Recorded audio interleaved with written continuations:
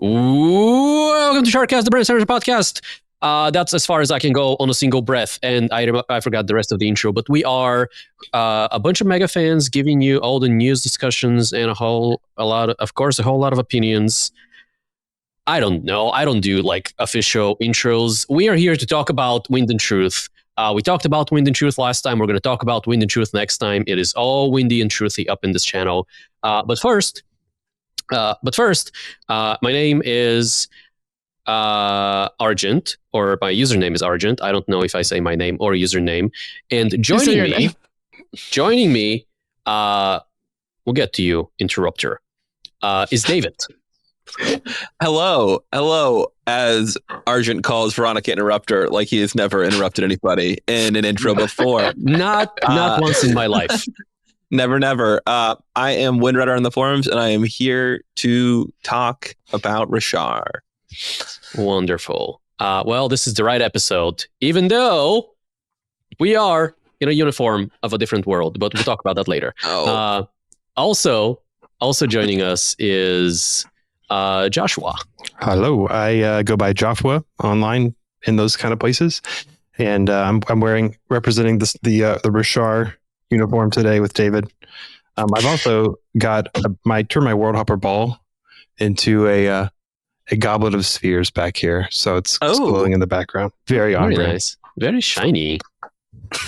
Also on this call, the person who interrupts other people, Verónica. Hey, I am Cheyenne Sedai on the Discord and forums. Argent, you interrupted people like 1,000 times during the intros. How dare you? The kettle black. How dare you calling me out on my hypocrisy? That is rude of you. No, I'm excited for this. Finally, one of our new generation of staff members, Adim himself. Hey, go by AAKS on the Discord. Looking forward to Rosharing, but I'm representing the books that I'm looking forward to, Mistborn Air 3. Sadly, there's no Ember Dark sweater. I'd be wearing that instead. Yet. Yeah. We'll make it happen. Oh, that would be a good sweater to wear. That'd be cool. And I am, if I said Evgeni before, then I'm Argent. If I said Argent before, then I'm Evgeni. So, before we jump into today's episode, I have a very quick show and tell, uncharacteristically brief, although I think it's going to take a little bit longer than I think. You? Me? No. I not only not interrupt people, I also don't take forever to do things. But my box of story deck cards came in today, and I haven't opened any of them, and I will open one.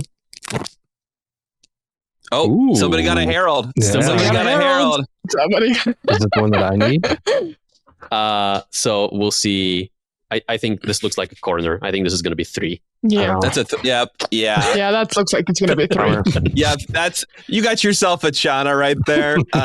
Well, isn't that appropriate for a Wind and Truth episode? There could be a shiny herald tucked in there. I had a shiny herald. It's my second to last. Okay, let's see. I mean, you're not going to be able to like see these very well, but we have Lopen for the 8. Here, let's do Lopen for the 8. Chasm Friends 17. Chasm Friends 18. Chasm Friends 19. Chasm Friends 20. Do you ever get like a series like this, and you're like, "Oh, keep going," and then it ends right before you need it? And all dupes. Like we're done with Chasm Friends. Elscholar 37, Elscholar 38, Elscholar 39, Elscholar 40. Huh. Lopen 37, Lopen 38, Lopen 39. Oh, that's a holo. Shiny Elscholar 16. Okay, nice. Elscholar 24, nonsense. And we were wrong. It is not. Oh, it's Jezrien. It is the other corner. It's Jezrien. He is. I did draw a foil Jezrien at the con, and I was very excited, and I remain excited. Okay. Just wanted to bring that up. Because the third.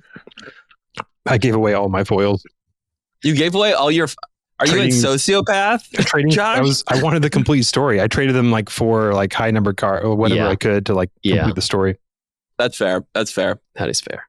Okay, so that's the brief show and tell that I had. Now that that's out of the way, we are going to jump back into the episode. As mentioned earlier, this is going to be Wind and Truth. We're going to winding and truthing all over this Wind and Truth. So if you haven't if you haven't read Wind and Truth, Here There Be Danger, please leave. Don't get spoiled. You'll be mad. We'll be mad. Everyone's going to be mad.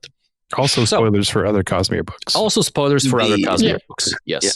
Yeah. So last time that, or rather, the previous episode that we did of this kind of miniseries where we talked about the history of Roshar, we went roughly from the Shattering to the binding of Odium to the Rosharan system. Mhm. Right? We went over that period of time, and we decided that spending more than 3 hours on an episode was probably a bad idea, so we cut it there. So what we are going to do is we're going to cover the next 7,000 years or so, although we're going to skip over the most recent 4,000 very rapidly, and we'll start talking. We'll start talking about the Oathpact and kind of the events leading up to that event. And we'll go from there, right? So we'll do Oathpact, Desolations, including the Last and False, and any kind of like individual events that happen around these times. So, where did we leave off last time? So we were talking about the the vision where Dalinar and Evgeni see like the humans killed by some of the singers, and the whole Elodie episode, and Jezrien talking about Makibak's rebels, and like them deciding to go east. Okay. So that was some 50 or so years after the arrival of the humans on Roshar. Tensions were already flaring in the human to singer conflict. Humans were unhappy because they were stuck in this mud field. Singers were unhappy because humans who are, essentially invaders from, or invasive at least, wanted out of their little mud field and into the fertile lands to the east. And some of the singers had started turning to Odium rather than their old gods. Elodie mentions that some of his people are turning to, I forget if they call him Odium or Passion at this point, but there's a bit of a switch over happening even by this point. Okay. Mm-hmm. Yeah, because he's holding to the old gods at that point. Yeah, Elodie is a traditionalist. Yeah. Mhm. Which takes us to the next thing we want to talk about, which is the Oathpact, roughly 7,000 years prior to present day. But before we get into the Oathpact, like one of the first thing, like we are introduced to the Oathpact in one of the spiritual realm visions, but early on in that vision, we learn that the fused are now a thing, right? We hear a report to either Jezrien or Kalak, I can never remember which one, saying that the rumors are true, singers are coming back to life, El specifically has returned, and we are in a dire place, or we are starting to be in a dire place. Is there anything about the fused specifically that we want to touch on before we go into the tent with all the heralds? I think it's noteworthy that, according to Dalinar in one of the Stormfather visions, the Fused did not initially know how to command the surges. We don't really understand when they learned how to do that, but it's kind of an interesting thing that they didn't have that edge early on. It makes sense that they didn't, because like they're just fighting plain old regular humans at this point. There's no heralds, there's no nothing. So like the Fused existing now and having surges would just, like, I don't know, people would be their playthings. There would be no fighting at all. Yeah. So the initial danger is just, hey, these enemies they're not staying dead. Yeah. Yeah.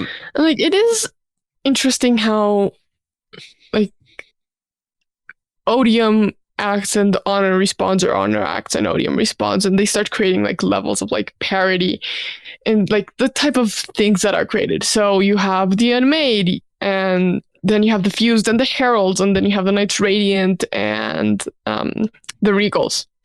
And so like you get kind of like these levels of power that are kind of like call and response of like, well, I need something to counteract whatever the other shard is doing. Yeah, it makes total sense. It's just like interesting how it started like forming like this in like the politicking between Odium and Honor. It's an escalation. It's an arms race. Mm-hmm. It is somewhat interesting to me that the Fused, it seems like the Singers are the first ones who got like a little power up from a side, it would appear, you know, by getting this. Like, I don't know if the humans had a little edge before that, but it's a little surprising to me because I feel like in the conflict between the humans and the Singers have technological, numerical, like positioning advantages. Like, I don't really understand how the humans could present like a serious threat. And yet they still were given like another advantage. So, because the Heralds are not using their powers at this point. They do not have their powers, correct? I think they might. They've just chosen not to use them. There's a comment from Nail when he sees, I believe it's Relaine disguised as Prala. He sees the vision Nail sees light weaving happening, and he talks about it being forbidden. But because it's like the vision is like trying to account for the actions of people who are there, it's unclear to me if that, you know, how historical that is. I'm pretty sure there was something about how they still had surges during this period, and my sense was that they either used them sparingly or not at all. Yeah, that makes sense. Because I think you would expect, right? One of the huge reasons for the conflict between humans and Singers was the difficulty that humans were having living in what would eventually become Shinovar. And you might imagine that access to growth, access to progression could have helped that a lot. And so why didn't they use that? You know, maybe it was not available to them. Maybe considering that yesterday they were on a world that was on fire because of their surges, they were like, okay, yes, I know this sucks, but also using power probably is going to suck even more. One thing I want to touch on before we get into the actual Oathpact is kind of, we are now approaching a part in the book where we are a little spoiled for POVs because we get to see some of these historical events, both as a Dalinar Navani vision or Shallan and the boyfriends. And we also see a lot of these from Honor's perspective, and kind of the forming of the Oathpact and the events leading up to it is one of those things where we get to see both perspectives, kind of the divine point of view of Honor and also the more ground, down to earth perspective of the Heralds. And leading up to the Oathpact, what is happening up there in the skies, as it were, is that Honor is growing worried about this contract, this covenant that the three Rosharan shards have formed together. He is worried that Reyes is going to outmaneuver him. He is crafty, he is manipulative, he's clever, he's devious. He's worried that he's going to goad Honor Tanavast into attacking him, which will allow him to respond in kind, which will escalate the conflict, which will cause all sorts of damage, which will, you know, it will have a bad domino effect. And as a consequence of that, he is persuaded by his dragon girlfriend, wife, partner, Carvelium of Ast, she who brings the dews of dawn, cultivation, to go seek out the other shards and go, hey, Odium is a global problem. Yes, he's stuck here now, but he is going to be a problem. Can we do something about that? And it is here in this beautiful, beautiful chapter that we learn all of the remaining shards. I mean, I guess at this point it was mostly reason, right? And a bunch of the vessels. And a bunch of the vessels. And it's just beautiful and glorious and Great. magnificent. And Yep. This is That's Brandon perfect. saying, you know what?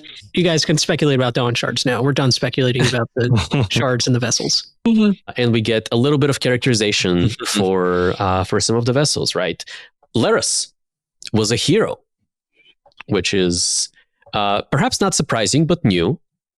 Perhaps kindliest among us, AT, whom we already knew to be a kind and generous man, had boldly taken up ruin. Edgley, Endowment, who was the most compassionate woman I had ever known, which is slightly ironic considering that she comes off as a bit of a... Funny. Yeah. She doesn't want any of that noise. Interesting. She didn't take up mercy. Yeah, interesting, Being most perhaps. compassionate. Bavadin, shrewd and capable. Chan Kosar, invention, who traveled the Cosmere creating great marvels. That feels like Odell to me. Yeah. Mhm. And great marvels. I wonder what a synonym for that could be. Maybe some sort of grand apparatus, perhaps. Perhaps. But yeah, certainly it sends the mind in the direction of, Canticle and grand apparatus and places like that. And they all reject him. They all are happy that Odium is bound to Roshar, and they seemingly do not care about the damage that he's going to do to the system, because it's a damage that he's not going to inflict upon the rest of the Cosmere. They didn't all reject him. One of them could not be found. You're One of skipping them? over the most Yeah. important one. No. I made one final attempt at locating Valor, the great dragon god Medalantorius, as she was a warrior who would surely join me. Medalantorius was not to be found, unfortunately. And then Tanavast wonders whether Odium has killed her, like he has Aona. But he dismisses the idea that this is possible because Valor surely would have fought. Surely Tanavast would have felt the ripples of such conflict throughout the Cosmere. So. And he also mentions that Iridius, holder of reason, had vanished, and well, we already know that ambition was destroyed. So that's... Well, I think I think that comes later, but yes. It's just before you get to that, the reason had It's vanished. just before. Oh, was it? Yeah. Okay. Mhm. Oh, I see. Okay, cool. Yes. Good shout. And so, having reached out to so many of the shards and either failed to find them or being rejected by them, he kind of comes back, so to speak, to Roshar and goes, "Well, I'll have to deal with this myself." Cultivation doesn't want him to get involved. He wants them to just kind of be their little gods living in their little nest. But she's specifically worried, well, among other things, at least worried about him dying, essentially, because she points out that there's loopholes in this contract. If one of us dies, there's going to be problems, and he's kind of swearing, "No, it won't get to that." But he thinks he won't, and so. Cultivation knows she's married to a bit of a himbo, I think.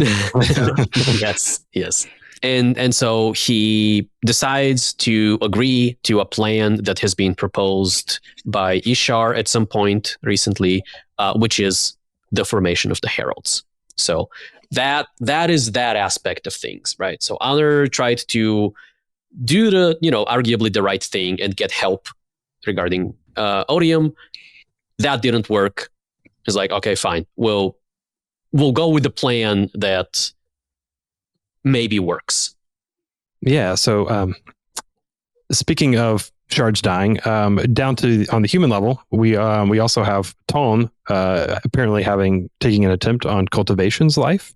It's amusingly not mentioned at all in Tanavast's POV, so apparently that was not a note whatsoever from her, unsurprisingly. But sometime in here, apparently Tone was born and got really angry at Cultivation for some reason.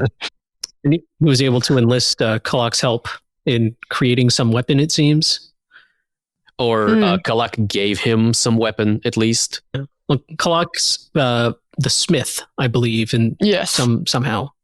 So the impression I got is that he was involved in creating. I feel like he got that, like him creating a weapon sort of fits with that moniker.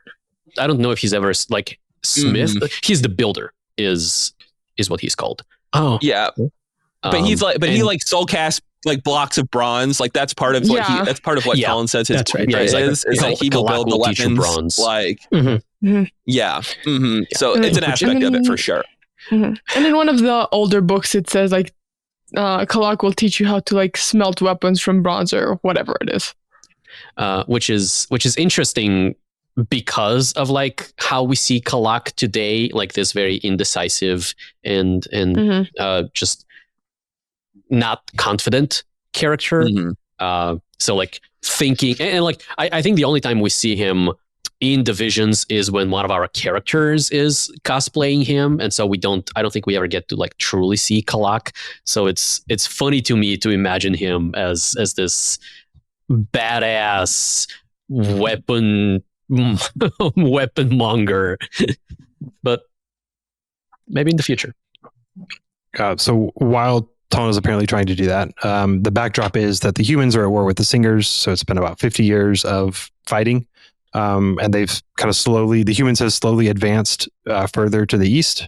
I don't think it's clear exactly how far they've gotten or what that looks like, but I think they're still within sight of the Misted Mountains. Okay. So they're probably just like on the other side of Shinovar in what would become the Makabak Empire. So they've made some advance into the kind of like Singer lands, and at this is the point where the fuse start to pop up, and they decide this is a problem. We need to do something about it. Yeah, I can imagine Odium, now that some of the Singers are listening to him, he might tell them that, hey, I saw what they did on their previous world, right? They are a scourge. They are a plague upon the land.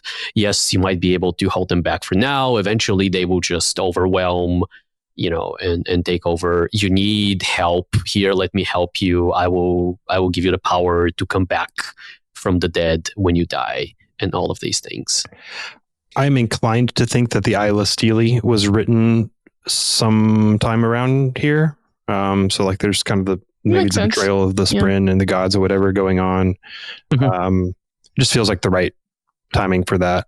And then the heralds are also, so we know that the heralds are still aging. They age slowly, but they are aging, right?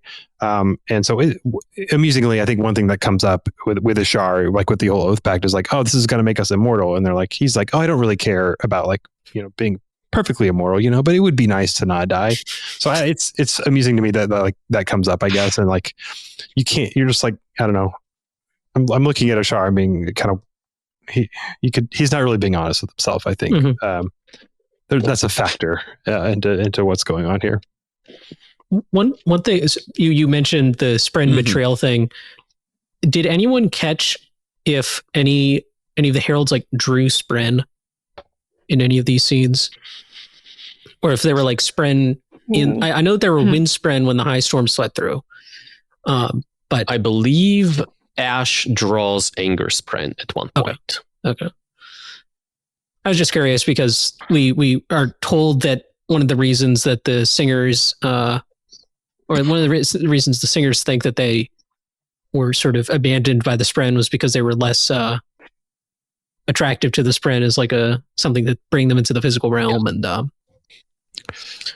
I forgot about it until this moment, and I'm not sure that it's entirely relevant, but there is the one like moment where there's like a strange Spren that pops up around Prala, I think, during the Oathpact missions. I think that was Gliss, or to me, one of the. I think that's what it was.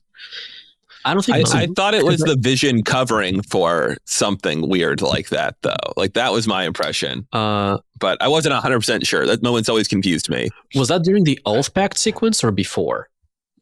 Because it could be something to do with like either Mraze or Iato. Well, probably not Iato, but I think before. I think it was something when the heralds are kind of just like chit-chatting before they swear it. I'm pretty sure. Yeah, but it's the Oathpact sequence, right? Yes. Yeah, like, it's all in there. Yeah, I believe that's the time period. I'm like mentioning this, like, oh, this is a thing that happened. There's sprint. But I don't know how relevant that is. I don't remember enough details. There was a period where I thought it was Gav coming into the vision, you know, because they summoned him at some point, but I'm not sure if that's the case either. I think they have him at that point. Okay, that might be the case. Yeah, they do. Yeah, I don't know. So the war is not looking great. The heralds they've decided that they need an edge. Ishar has concocted a plan to have Honor grant them power. They go to him, they summon him, right? And they meet in a little tent. And I don't know if there's anything like of note during the actual conversation. There's one thing that's noteworthy that's in here somewhere, at least, which is that when there's, they're looking for a specific number of people. We know we get into some of the shard numerology here where Honor's like, 10 is fine. You can do, I can't remember all his numbers, but he's like, 4 is also fine. 16 would be fine. Yeah. 1 is strong, 4 is strong, 16 is strong, 9 will not do.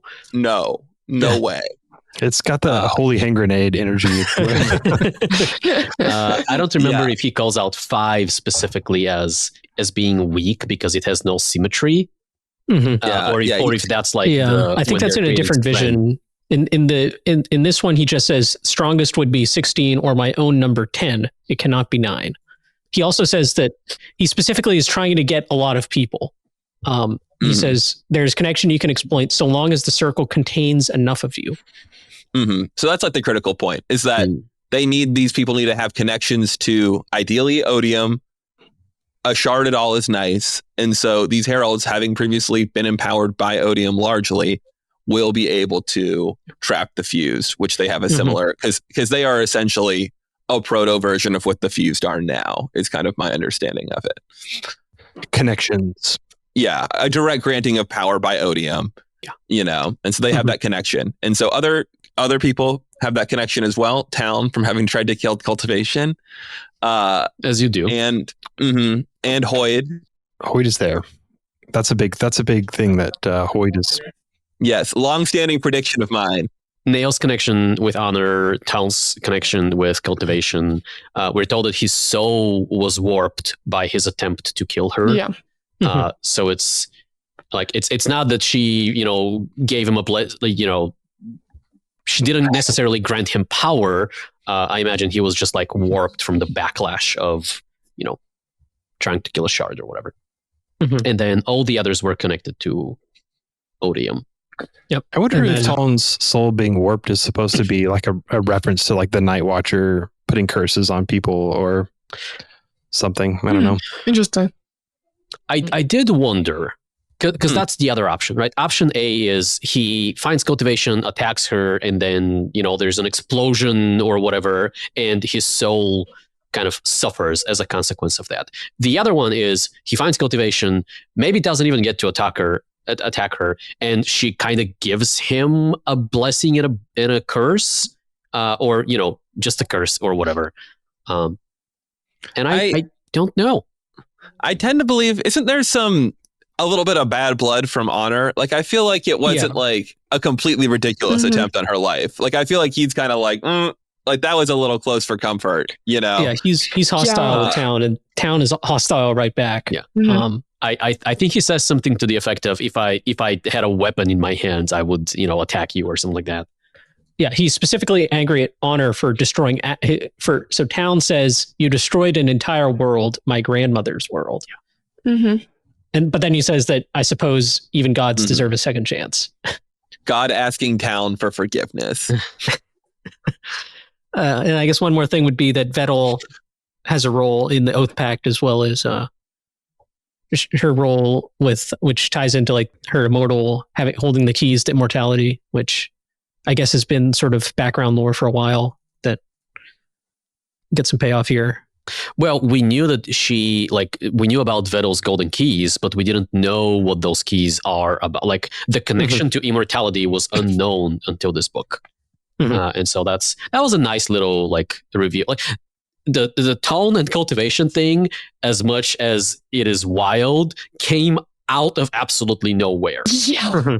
The reveal that Vedel's golden keys are Vedel's golden keys to the immortality of the Herald, that felt like a good, I see how history has lost this detail. The other thing that I noticed when I was like going back through the scene is that like even though they are doing this pact and Roshar has proposed it to Honor and everything, there's a couple of them that still don't get along the best with Tandavest, notably Nail. So like I still don't completely trust you, but well, something has to be done. So like it's not as if the Heralds are like, yes, they are Honor's like champions like through the Oathpact, but it's not as though they're particularly good friends when all of this happens either. So not at first, right?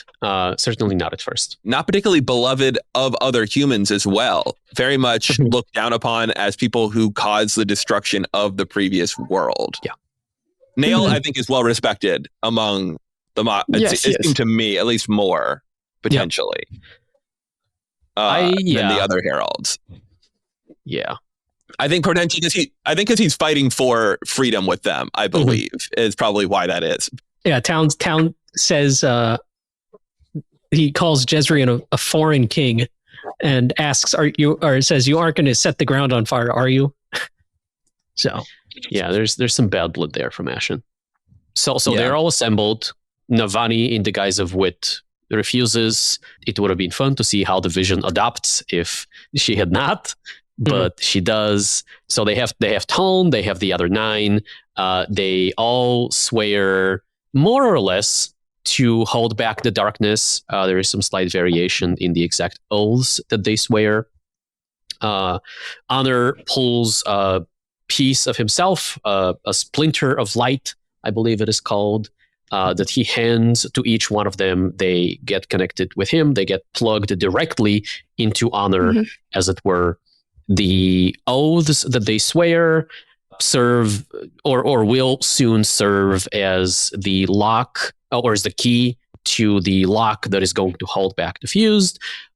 There's some magical shenanigans that happens there that says, hey, you were all connected to Odium before. That essentially gives you a backdoor into the fused, because they are extensions of Odium in the same way that you are all extensions to me. Like there's a lot of parallel stuff happening here. This where else they get their honor blades and they become Charlie's Angels. Honor's Angels. Honor's Angels. They are actually called My Angels of Honor. So they are literally Honor's Angels. I enjoyed the depiction of Tandavast as this like hacker who's like, oh, here's a part of the code I can exploit to.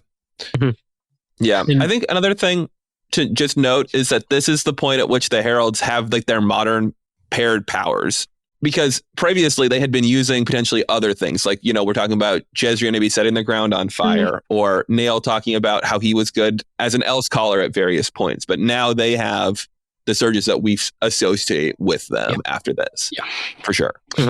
And that's a direct consequence of Honor saying, hey, I will take away your surges granted by Odium and I will grant them anew through me.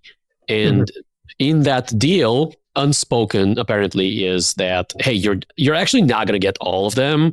You will each get a couple, and you will do so through the honor blade, right?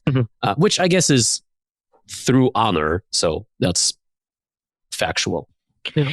And I'm curious when they manifest their like Roshar powers, like being able to travel at super speed and stuff.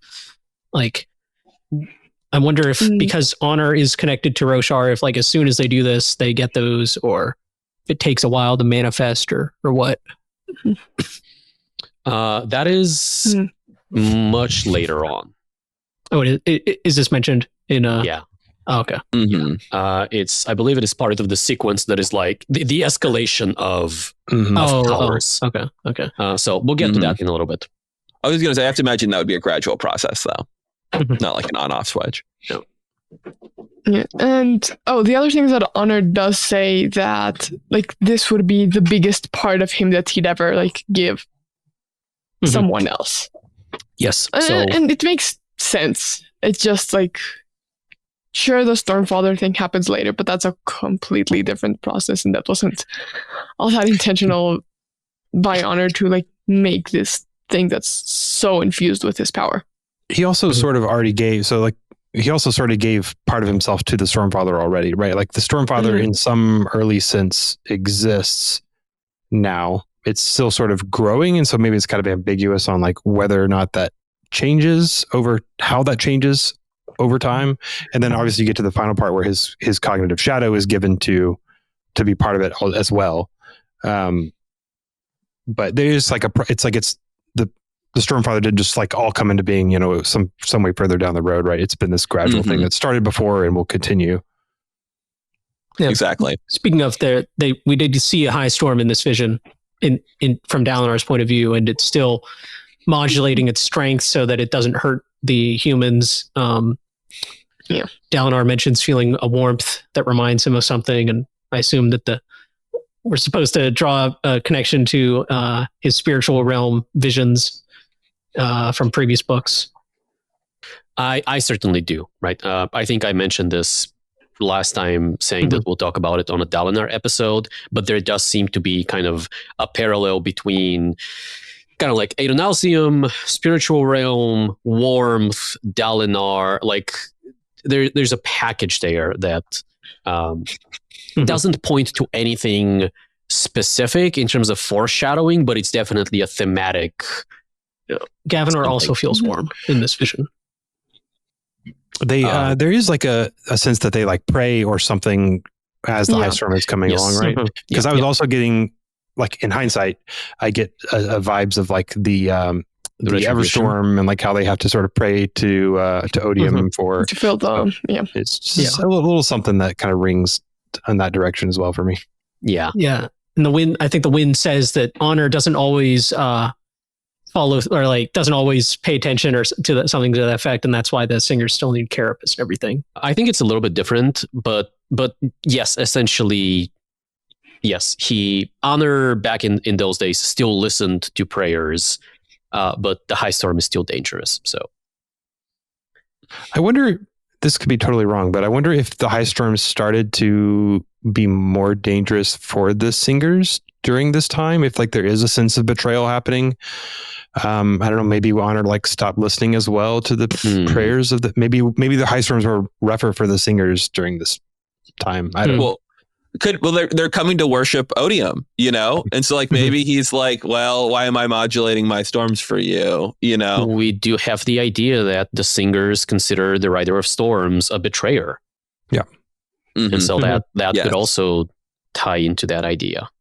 Just speculation, but it would be interesting. Would make sense, I think. Yeah.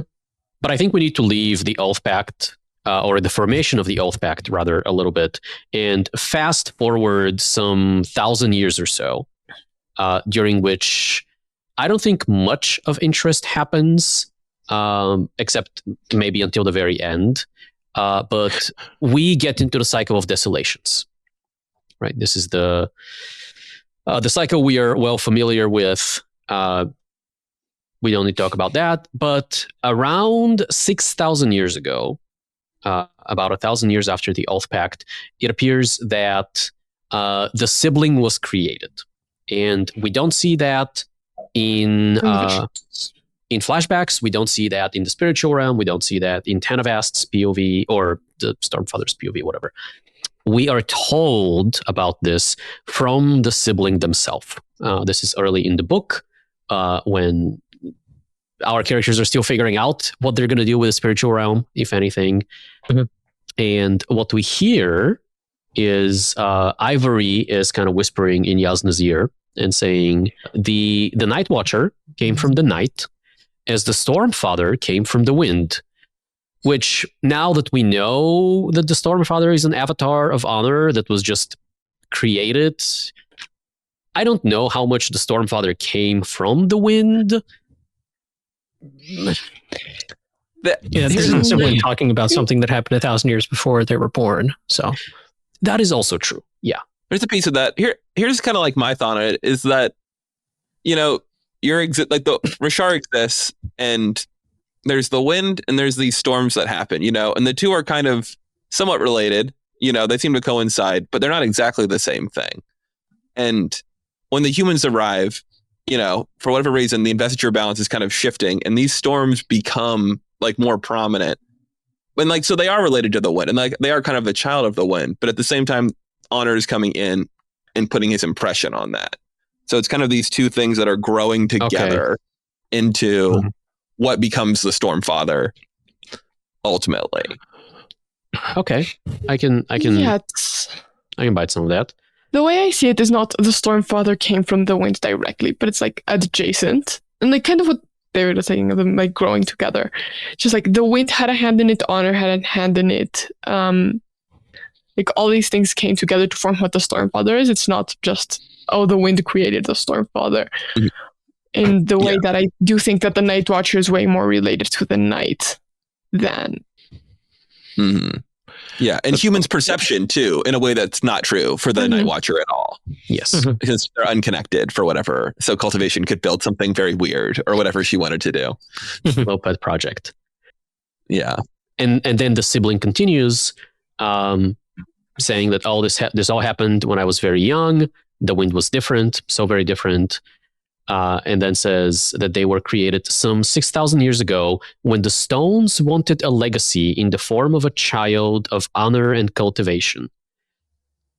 And that's not the only bombshell that drops in this paragraph, because the next sentence reads, back when bondsmiths bonded not to Spren, but to ancient forces left by gods.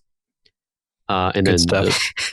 Stormfather was created soon before them, which I think we kind of already knew with the formation of that avatar. And then the only other bit I think we get is that few ever cared about the night, and she left. And then it seems like Mother replaced her with a being of the same essence, a new creature unconnected to anyone's perception. And the timelines are very fuzzy here, at least in my mind. But we know that the Night Watcher was created. We see Tanavast remark on when the Night Watcher was created, right? Or I think he talks about cultivation Spren, I guess. I think cultivation has interest in creating the Night Watcher from the night, but I don't know that it's clear when that actually happens, or if it's a very similar thing with the High Storm, where it's like this weird gradual, like she made it, but then like, was it what it is later? There's a moment where she clearly has a seed of the idea after they've created the Radiant Spren, and she's saying, I want to create, they're so human, I want to create something that's not so human, it's unconnected. And so I think from that point onward, at any point, she could be creating the Night Watcher. Yeah. But I don't know exactly when that really started. Yeah, I'm just trying to see if we could divine any order of like when the night left relative to any of these other flashbacks. It's based on what the Sibling says. Because like the night is like not even in the picture, like even like before the humans arrive, you know what I mean? Like it's like nobody seems to be aware or thinking about the night. Yeah. The Ayla Steel doesn't mention it at all. Yeah. Elodie doesn't either. And the Sibling says few loved her being the night, or even spoke of her. Yeah. So. Yeah. It makes you wonder, like, where does the night go? Well, we've got these unmade that are unmade from something, we've got a whole system where something could maybe hide, we've got populated planets elsewhere. But it's just interesting because I feel like they would still have been confined to the system with everything else, under these rules. I don't think they have left. Not the old gods, I don't think. I guess it depends.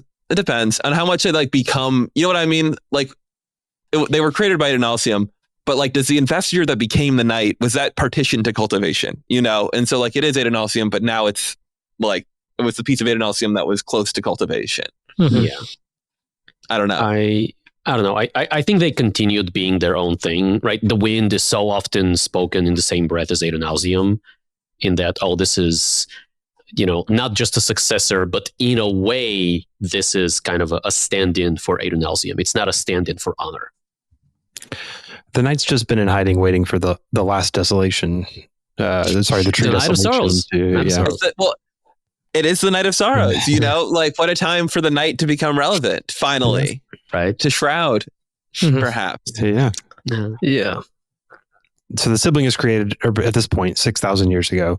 You do have, it's kind of referenced there, but you have some sort of proto Night Radiant bond. So you have human surge binders, humans bonding with Spren, granting them surges in some capacity prior to that, right? Because she's referencing humans bonding to these old gods, right? The bondsmiths specifically are called out. And parallel to that, over at the Shattered Plains, Venli is having her own stone shaping history lesson, where the stones report of humans with vaguely blue tint to their skin. So the stones are talking about Stormseat, which we'll get to next. But they say Urithiru was built around the same time, and soon after the coming of a great king, whom they establish is Noadon. Radiance had been founded during Noadon's reign or soon after. So there is, and I think for a long time we've assumed this sequence of events or something very similar to it, where we have kind of a pre-oath human surge binders, and then Urithiru, and then Noadon, and then Knights Radiant, as we know. And all that seems to happen over the course of, maybe a couple of generations. It's, to me, it's kind of unclear, but yeah, I think it's the suggestion there. It's frustrating that it's the stone that tells Vinny this, because the stone has no concept of time. It's like, oh yeah, it wasn't that long ago. She's like, oh, what happened at the same time? Well, all these things happen. It's like, okay, does that mean the same day, or within the same millennia? What is the same time? It's also just wild that it has a name. It calls itself Ko. Well, but the tower in Rhythm of War refers to itself as That's true. The original mountain. So I think the stone is interestingly segmented in that it seems regionally. It is called the stones. Yeah, it's called the stones plural, whereas it's the wind singular and the night singular. So it's almost like this group mind or hive mind of a Spren, where it is the stone, the Spren of Roshar almost, because so much of Roshar is stone. But then this mountain range has its little aspect, its little avatar of the stones, if you will. That's not in the book. I'm just being cheeky. Don't take that seriously. But Evgeni said it's an avatar, everybody. You can take that to Reddit. Yeah, it does make sense because word of Argent. We have names for mountain ranges, but we don't really have names for. Well, I was going to say we don't have names for wind, but I think Syl is named after a named wind. So but yeah, it's kind of annoying that there's this we see Honor imposing restrictions on how the Heralds surge bind, but we don't see when or how that happens. Well, we know that it happens, but we don't see exactly how that happens with the Radiance. It's just sort of happens at some point. Yeah. It happens as an accident, right? The Sprinter just apparently seeing the Honor Blades and thinking oh, we can help out. We can do something kind of like that. I can do that. And they come in after the fact and they're like, oh, I guess we need to maybe formalize this in some way. I mean, some of this is probably going to be grandfathered in from kind of the big agreement between the Rosharan shards, which not only enforce their presence in the system, but also govern how much power they are allowed to dole out to mortals. That is one of the things we alluded to earlier when someone mentioned that Honor gave the most of himself that he can give to mortals. Although that's not true, because he then ramps up that power and allowing the heralds to access even more. right? But so there's probably like a hard-coded limitation somewhere in there that says, yes, even if mortals find a way to draw power from Honor, here is, out of the entirety of Honor, regardless of how many people access his power, they can only access this chunk of it. And if only 10 people are accessing that chunk, then they can access, each one of them can get so much power. But if 1,000 people are accessing drinking from the same pool, then each one of them gets a little bit less, right? And you're saying that was the case before any rules were imposed on the Radiants, right? Because otherwise that would mean that like Yasna would have been a super powerful Radiant. Yeah, I think the difference between pre-oath and post-oath, like between Surge Binders and Knights Radiant, if you will, is that a pre-oath, like pre-Urithiru Surge Binder, may have been able to access the full scope of what they can possibly access much earlier on. There's still a limit, but they might be able to get to that limit much faster.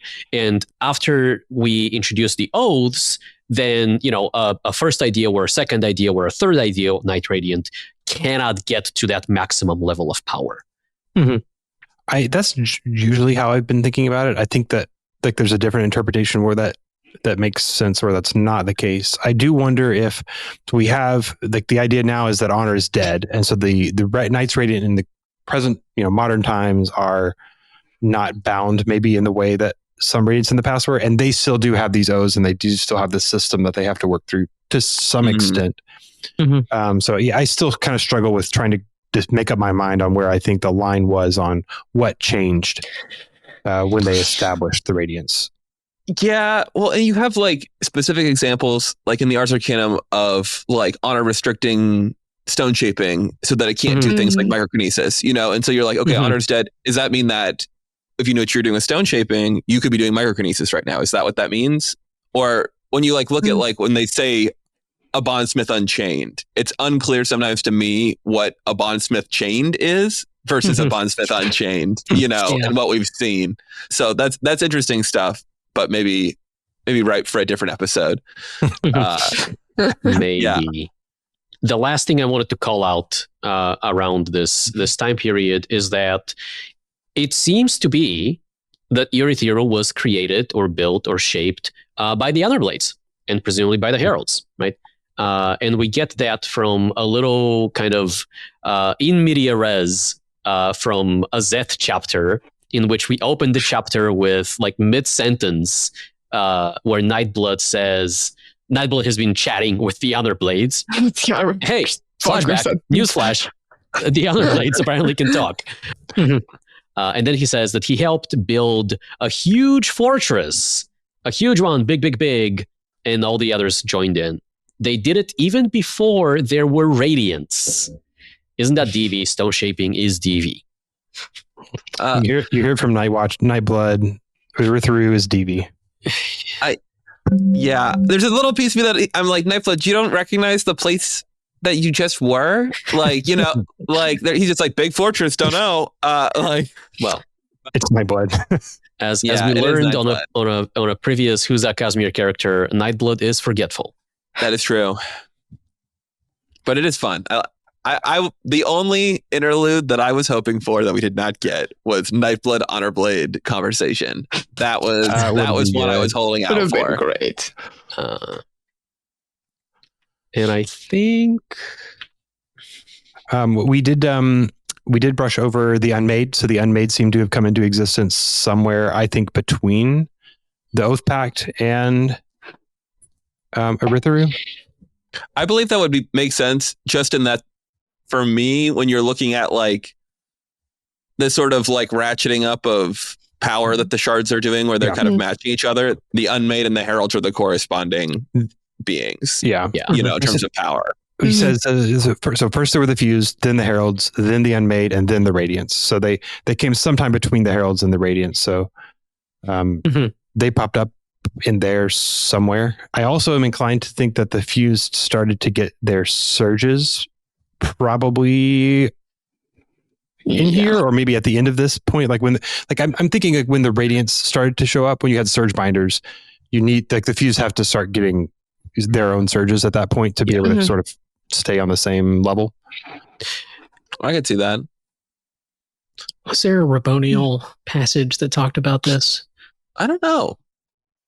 Do we think that there was like a specific additional expenditure of power on Odium's part to like grant them surges, or that it was like a latent potential that they had not sufficiently kind of on the same with the spread and learned that they could do something that maybe they always could have had they known? Like, I mean, like were there always brands, or were there always brands? That's exactly the question. Were there always brands, or did Odium go, all right, well now you've got, because I feel like they always had to have had a brand. That feels weird to me that Rabonial wouldn't have always have been, you know, whatever she is. I don't know. To me, it feels weird to give them brands from the get-go, because the Fused originally started as, to my understanding, just a bunch of singers who came back to life by fusing their soul to another. So there's nothing inherently like, there's no, like, because the brands are about power, right? But there's like a piece of it that is like, they've been branded by Odium. You know what I mean? Like there's like almost like it's more like a thematic thing than anything, that I kind of like view the process of them being made fused as them being branded, you know? I could see it being something like as they continue to return, they like build up, like Rabonial gets taller, and like, well, I guess they aren't very visually interesting, but like, I don't know, Lesian starts, well, I guess he starts growing hair or his something. hair gets longer. I guess the focused ones maybe, or like one of those more visually interesting ones, like they start developing or manifesting it, which is sort of would parallel how the heralds progressively manifest more and more power over time. You do have, like, they have to recognize L right when he first comes back, because they're like, oh yeah, that's L. And so there is some way to distinguish them, like even if they're not, even if there is a change, I think, right? Because their skin patterns and everything, like there are identifiers, but I'm inclined to think that he looked like someone that they would easily recognize as, like Kaladin recognizes Leshwi regardless of her body. Yeah. I like the idea that like over the course of like several desolations, like the Fuse were maybe getting more and more warped, and it was something that sort of evolved a little bit in that direction. That'd be cool. I don't know though. Yeah. Another question that I kind of had is, do we feel at this point, knowing what we know now, that Ishar was involved in like doing some bondsmithy magic to structure the Radiant Oath still, or do we feel like something else happened there? I don't know. Everyone just sighs heavily. I think he would have had to be involved. I kind of tend to agree. If even as just an advisor to like, telling Honor what, you know, and I mean, there's also like the Nohadon stuff of like, is Nohadon just writing parables that are related to existing oaths, or is he somehow associated with establishing the oaths or whatever? But like, I tend to think the latter. Like, I think he's writing this down, and then they are going to go make the oaths with this book, honestly. Ultimately. That's what I think as well. Yeah. I don't think Ishar was mechanically involved with the formation of the oath. Like that just feels weird to me these days. That feels like an odd amount of power for even a bondsmith of his capacity to wield. Because we did have the whole thing that, he was the binder of gods. And what we learned in this book is that he bound no gods. He just gave the idea to... But was the founder of the Oathpact and kind of the core of it, we learned, you know, which is why he's ultimately able to keep their emotions back. So there's a seed of truth in there, you know? I get the sense that Tanavas is just an idiot when it comes to making these kinds of plans, because all of them is like Ishar's idea, and Honor's like, oh yeah, totally, this is my idea. Odium hid the creation of the Unmade from me. I don't know how he did that. The Radiants got, or the Heralds got powers from Roshar. I don't want to admit that I don't understand how that happened. He really needs to ask some more questions sometimes, I would say. Find an Arcanist, Tanavas. I think that Ishar like came up with this idea of like, oh oh, we're going to do this with the surge binders to kind of get some structure here, something. And he went to Tanavast and was like, we need to do this. And then Tanavast was like, oh yeah, this is a brilliant idea. We're going to do this. This that makes is an sense to idea me. worthy of a god. Yeah. I was going to say, isn't Ishar called the advisor to the gods? But then I remember, no, that's Breeze. Oh, God. Probably more trustworthy, maybe, like. Definitely. Yeah. I did. There is something that I forgot to mention earlier that as we were talking about Urithiru, I was reminded of. The Dawn cities at this point already exist. Right. Mhm. There is, so in the chapter where, in the Tanavast POV, where he's doubting himself and like reaching out to the other shards, that chapter begins with what I can only assume is the formation of the Dawn cities, where he starts by saying, I, the Almighty, created art. The unique tones of the planet harmonized with me in core. In this, she had trouble, and I showed her the orderly nature of art while she added a flair of unpredictability. Together, we made the ground sing and raised up incredible stone structures, beautiful sweeping vistas, rock made liquid until it froze into the shapes we'd imagined. Sounds sculpted from our joy. And that description explains so much about the Dawn cities that we had as like open questions of like, how in the world were these things created? Because it made no sense previously, to be perfectly honest. Like even with like the powers of stone shaping and that, like there was something weird about it, and this explains a lot of that. Well, it is worth noting that Stormseed, which I don't know if Stormseed is officially a Dawn city. Like it's possible. Is it actually ever referred to as a Dawn city? That's a good question. Because there's some random Dawn cities and like I it think- is completely irrelevant to the plot. I think the only named Dawn city that they are speculated upon remains that city that they are fighting over. Whatever one it is. Cyrenax or something. Semilex Dar. I think that is the only one who ever had anyone say this is a Dawn city.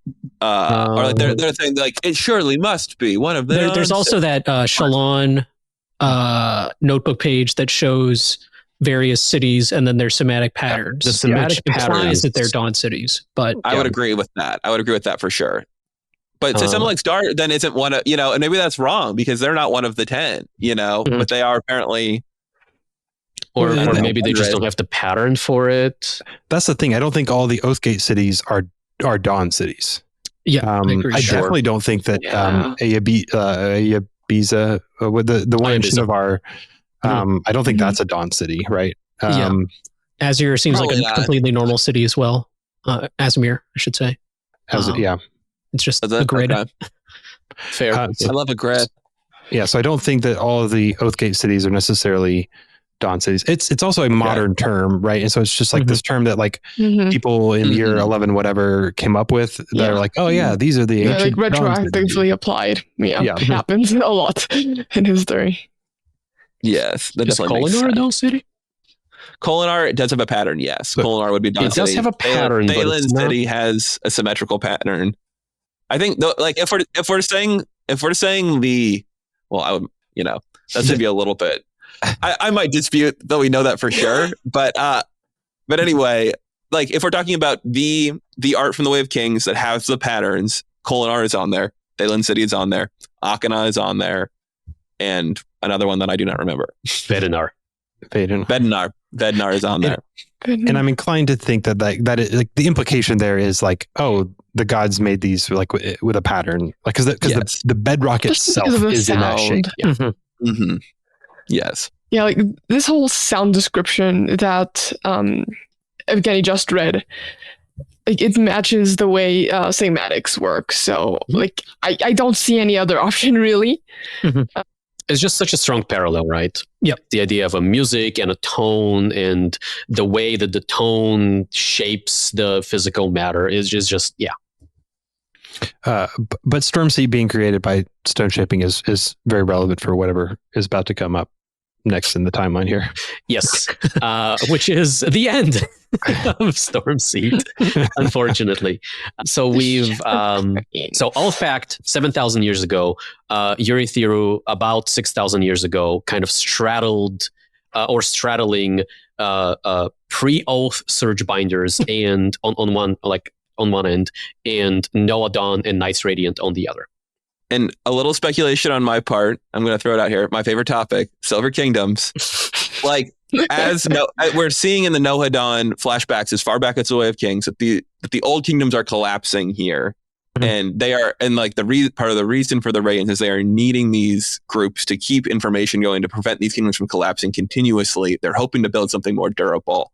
Urithiru is being created. The Oathgate cities are being created. And so this is likely when the Silver Kingdoms, in my opinion, which we see in the Way of Kings map and have not been significant in any other way, are probably coming into existence. You know, like Elethella, all those symmetrically named, like the 10 ancient kingdoms are probably being founded right now by Nohadon. And it's mentioned that he raised them up at various points in the Way of Kings. So it seems like this is the sort of thing that's happening right then, is he's launching a war to build these kingdoms up.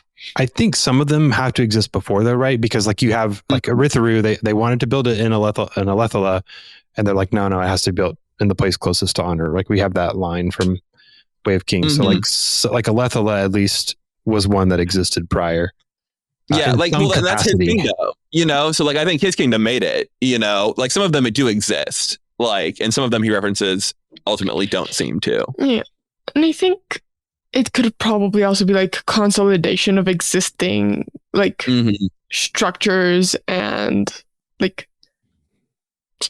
what's the word? Like, I don't know if kingdoms per se, but like groups of people that had clearly like banded together in like some sort of political structure. Like it could just be consolidation of like, okay, we're going to make these officially like what ends up becoming the Silver Kingdoms.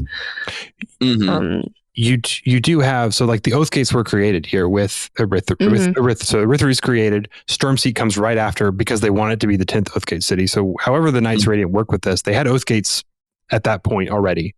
And I'm inclined to think that they placed those locations in like convenient places for some kind of empires that were starting to emerge, right? Yeah, because we know they're not evenly distributed. So like they were, you know, like these were significant locations, and yeah, and I definitely don't think these were built out of whole cloth. Like but like, you know, they're consolidating. They're trying to make some new political structures that are going to last the Desolations with these Radiants. Which unfortunately takes us another almost 1500 years closer to present day, and the destruction of one of those Oathgate cities. Starseed. How does that... Well, so actually before we get to that, what happens in those 1500 years is that Unmaids have been around for a while. Honor has no idea how that happened. Shallan... Of course not. Shallan doesn't see it because Dalinar's vision just skipped through so much stuff. Right. Notably, they skip right over Noadon and the formation of the Knights Radiant, which is just so frustrating. We do have very important, the Cinecald writes her treatise on the Knights Radiant. I was hoping to just breeze through that and not bring it up, but okay, Joff, tell us about the That's all I had to say about it. Who is Cinecald? That name does not appear in any of the books I've read. Wait, what is this? Hashtag say the words. No, so for the Words of Radiance. For the Words of Radiance leatherbound campaign, they have these like videos, videos and like text with like this in-world, you know, documentation of like, oh, these are what the orders of the Knights Radiant are like. So was it a world? Like, was she a world singer? She is. So. Yeah, Hoyd tasks her with writing this treatise. So Hoyd is around. Hoyd is involved in some extent on Roshar at this point still. And that's all I have to say about it. Right? She wrote. There's a character who wrote this stuff. Okay. Yeah, thought it was really important to mention. Back to the history of Roshar. So we've seen kind of this escalation of powers, right? The Fused get surges, the Unmade grow more and more powerful, Honor grants more and more power to his heralds, the Knights Radiant are established, and oaths are imposed on them, in some capacity. This is so they do reach. This is like the golden age or the silver, whatever. Like this is the Silver Kingdom. Maybe it's the Silver Age of like the humans are at their height at this point. Like it's still Desolations. Things are still not going great with each one, right? But they're looking a lot better than they once did. Their technology is improving from one Desolation to the next. For at least to start for a while there. Yeah.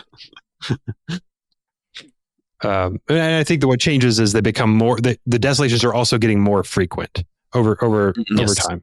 Yes, Yep. The heralds are starting to wear down. And they are perhaps using some Fabrial technology, but not the Fabrial technology that we know, but instead the Fabrial technology of manifested Spren, which is still a little unclear when and how that happens or why some Spren chose to become Fabrials, but it's clear that it did at some point in there happen. Yeah. I can see a situation where someone like Notum, perhaps, who is not interested in being bonded to a human, but is still interested in helping the war effort, goes, okay, well, I will go into sleep mode, essentially.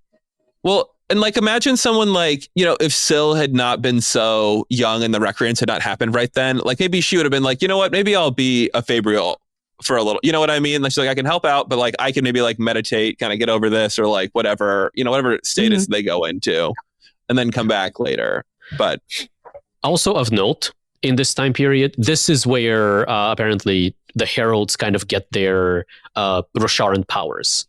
And it's unclear where exactly, right? We've gone from 7,000 years ago to like 4,500 years ago. We've breezed through 2,500 years of history, but somewhere in that time period, sounds like closer to the last Desolation than the first one. The heralds get powers from Roshar.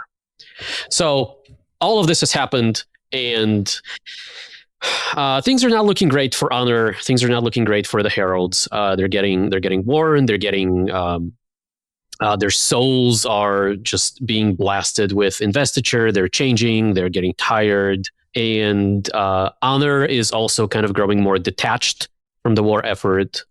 He finds that it's difficult for him to care anymore, or that he doesn't want to care because it hurts. Like he is already firmly locked into this kind of thought process and also cycle of I have to keep Odium here. This is kind of where we get a strong vibe of kind of sacrificing the one, the good of the many, right? This idea of, well, I'll keep Odium here, Roshar will suffer, but I'm keeping the rest of the Cosmere safe from his influence. And it is in this state of mind that some 50 years before the last Desolation, before Aharietiam, Honor and Odium meet on a mountaintop near Natanaton, and Odium provokes Honor, which Honor takes the bait a little bit. Their powers clash a little bit. There's some interesting stuff there with anti-investiture being formed, which we don't need to get into on this episode. But in this clash, we vaporize Stormseat. We shatter the planes. We have the answer. We know who shattered the plane. It was Honor and Odium. And Odium. Yes. And also, the fourth moon? The fourth moon? Question mark? Something about the fourth moon. Something about some strange metal being there from a fourth moon made it react a little bit more violently than so their powers clash. Anti-light is being created. Anti-light, it could be called, Honor says. Worse, the shockwave of our clash surged beneath us, power rushing and vibrating with those terrible tones. I realized too late that there was something strange about this land beneath this city. Pieces of something fallen. Fourth moon? in splinters? So weird. I am just a dumb shard who doesn't know anything about magic. Mhm. It reacted to us, and I saw people there, new ones, watchers, who had been hidden from me. Mhm. Those pieces of the sky, they sheltered from the eyes of God. That was not aluminum. It was something greater, something that responded to our clash, the ground liquefying in a pattern dictated by the tone and the strange nature of this place. Okay. I have Several so things. Thought that's not original. I'm sure you both said this. Dragonsteel. Like Dragonsteel. Yeah, that's what I immediately went to. Like from the origin of the Shattered Plane, the Shattered Planes and Dragonsteel have always been associated. Mm-hmm. Yeah. I don't know if this comes up it probably comes up later, but this clash also reveals the Well of Control, which was being hidden by this metal. It's unclear to me if the Watchers are associated with the Well of Control directly. I think that's the implication. But I think that's sort of lumped into this reveal also for the purposes of our confused gaping at this whole passage. Did it exist before this or sometime shortly after? I'm not sure. I thought that it was revealed by that it was hidden by the metal, but then the clash revealed it. There is no implication either way, I believe. I think the first time we hear about the Well of Control is, it's not named, but the first time we hear about it is when Mishram drinks it up, which is not going to be for another couple of thousand years. I thought there was something about how the Chasm Fiends were able to... So they've been coming here for a long time. Okay, so it says we must travel to there's an epigraph. We must travel to the Well of Control within the shroud of the fragments of the hidden dead. Within the fragments of the dead moon. So I guess it's not clear if it was there before those were fragments or what. It's either, if it's not before, then it certainly seems to be not long after. Mm-hmm. Yeah, and if you think about the time, Odium has been on in the Roshar system for a long time already. It wouldn't make sense for the perpendicularity to take that long to form in my mind. I don't know, but fair, yeah. It would feel weird. I could accept that he maybe moved it. He and Tenavast clash, and Odium also goes, "Oh, that's an interesting bit of metal that we've got going on here. Let me hide my well in here." Ray's flashbacks coming in Stormlight 6. Yeah, baby. Oh, can you imagine? That would be nuts. Job. On the Dragonsteel theory, it's the fact that Tanavast isn't sure what this is. Well, he knows that it's not aluminum, but the fact he's not sure what it is just kind of weird to me. It's Tanavast, so you can explain a lot with that. But he's married to a dragon, so I feel like he would have some familiarity with Dragonsteel having special properties or something, or at least be able to recognize it. Yeah, it is on cultivation's body, just on I don't know, the horns and the wings and whatever. But now it's it's projection Dragonsteel. It's not real Dragonsteel anymore. But they were an item before. But they would not be, okay, just to clarify, because shard mechanics are complicated, he would not be somewhat blinded to this metal, right? Because that was just honor, or that was just preservation and ruin. As far as we know, that was just the Scadrian shards. I was just thinking, if this metal is condensed power, it might kind of be blinding, it might be hard to identify. But that's not stated, obviously. That's just me kind of explaining why. It says that the Watchers sheltered from the eyes of God. The Watchers is completely inscrutable to me. I have no idea what that is referring to in that moment. Sleepless. I have no doubt in my mind it's the Sleepless. I don't know what they're doing or why they're doing it.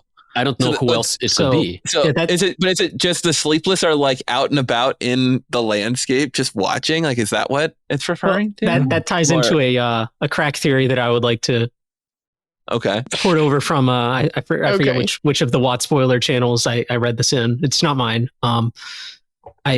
I do not remember who initially brought it to my attention, but basically the idea is that it's a Dawn Shard called Control. Okay. No. And so that's funny. there's like, the Sleepless are associated with Dawn Shards. The Watchers might be Sleepless. They might have been protecting the Dawn Shard. Something. Dawn Shard is known to be... Dawn Shards can cause destruction on a planetary scale. That sort of is what happens with the Shattered Plains. The name Well of Control is kind of weird for Odium's perpendicularity. Control could be a Dawn Shard. I think that's interesting. The thing that just popped into my head reading it again is that it makes me wonder if this is... We don't know when the Sleepless came to Roshar. This makes me wonder if this is how the Sleepless came to Roshar, is they were on this thing and it crashed. And they are on Roshar.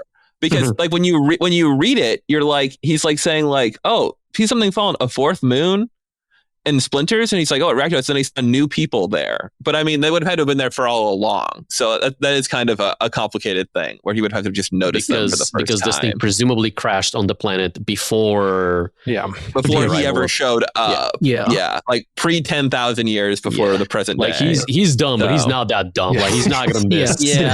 I just have one more proposal for what the fourth moon metal could be. Just this idea that we know that sometimes metals in the Cosmere can be like, you can have a special kind of a metal, like threnodite silver seems kind of somehow special. I don't know if I agree with that. Because I think there's something about like a continuity chain, for example, that's like special. And I think if you made a chain out of normal silver, you wouldn't get that. But I don't think a continuity chain is just a chain that was made on Threnody. I think regardless of, like, I think you can use any silver and there's just additional stuff that you need to do to make it a continuity chain as opposed to a silver chain.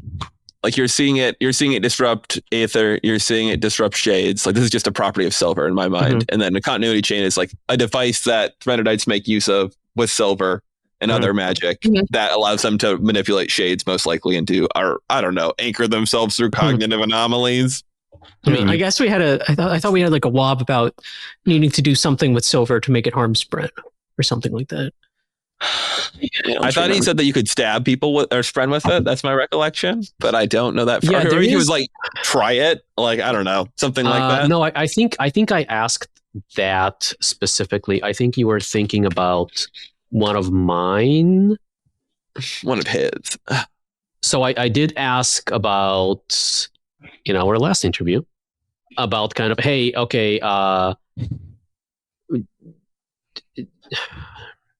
if like, okay, it seems like the purpose of, aluminum blocks investiture, silver destroys investiture or disrupts investiture at least. Can you use silver instead of anti-investiture to kill Sprint? And that got ruffled. Okay, I was going to say that maybe this is like some like special form of aluminum, even though Tanavas said that this isn't aluminum. I was operating under the impression that there can be some special form of silver that has had something done to it, like with a continuity chain. That also, this could be. There's a footnote here that makes fun of me. Is that Page Runner? Hold up. What is the footnote? Now we need to know. It says, Argent tried. He also horribly mangled his last question, but it got ruffled, so it doesn't matter. That sounds like important context. Keep that in there. I bet that's someone, because it was our friend interview, right? I bet somebody wrote that question out for you and you didn't ask it like they wanted you to. Oh my god, that is so funny. Oh no, I think that may have been punny actually. That sounds unbelievable. Yeah, that was funny. I'll throw out, it's obviously it's Reason's God metal, and it's just been he doesn't know what it is because it's Valorium. Oh yeah, I've seen people say that maybe Valor was hiding in the fourth moon or something. So many people are on this. Valor is hiding somewhere on Roshar, or like Valor inspired Evgeni into action to kill Rays. Oh yeah. Yeah. Well, okay, like the question really is like, okay, Tanavast went looking for Valor and did not find Valor. So was Valor hiding from Tanavast, or was Valor somewhere that just they couldn't be found and didn't know? You know, I think that's Valor the just can't be question. found. Like I feel think like- there's an implication that Endowment is able to reach her. Cecil's been chatting with her. Yes, says Yeah, that too. see, so I feel like there's maybe- even odds that Brandon just wanted to make a discretion is the better part of valor pun, and this is set up for that. It's all for that. But Speaking of discretion, I do wonder. I don't know, maybe an alloy or something like that. Like, I don't know how possible it is or if it even exists in real life. But maybe an alloy of like aluminum and silver, which, I mean, because of their properties, might be interesting. I don't know. I'm just throwing things out. well, I mean, Honor says it's something greater than aluminum, so I don't know if. Yeah, well, that's why yeah. I like maybe like compounded with the abilities of another. like the other, like throwing other things out there. You know, there's a planet in the system with a magic metal that draws souls to it. You know, he doesn't say that it's the same thing as that. I feel like he would recognize it if it was, but we can't rule it out.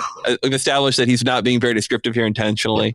It could also be some kind of like, not Adonalsium god metal, but something, because if this moon is pre Honor and Cultivation, it's also probably pre Shattering. And so that's the only person in town.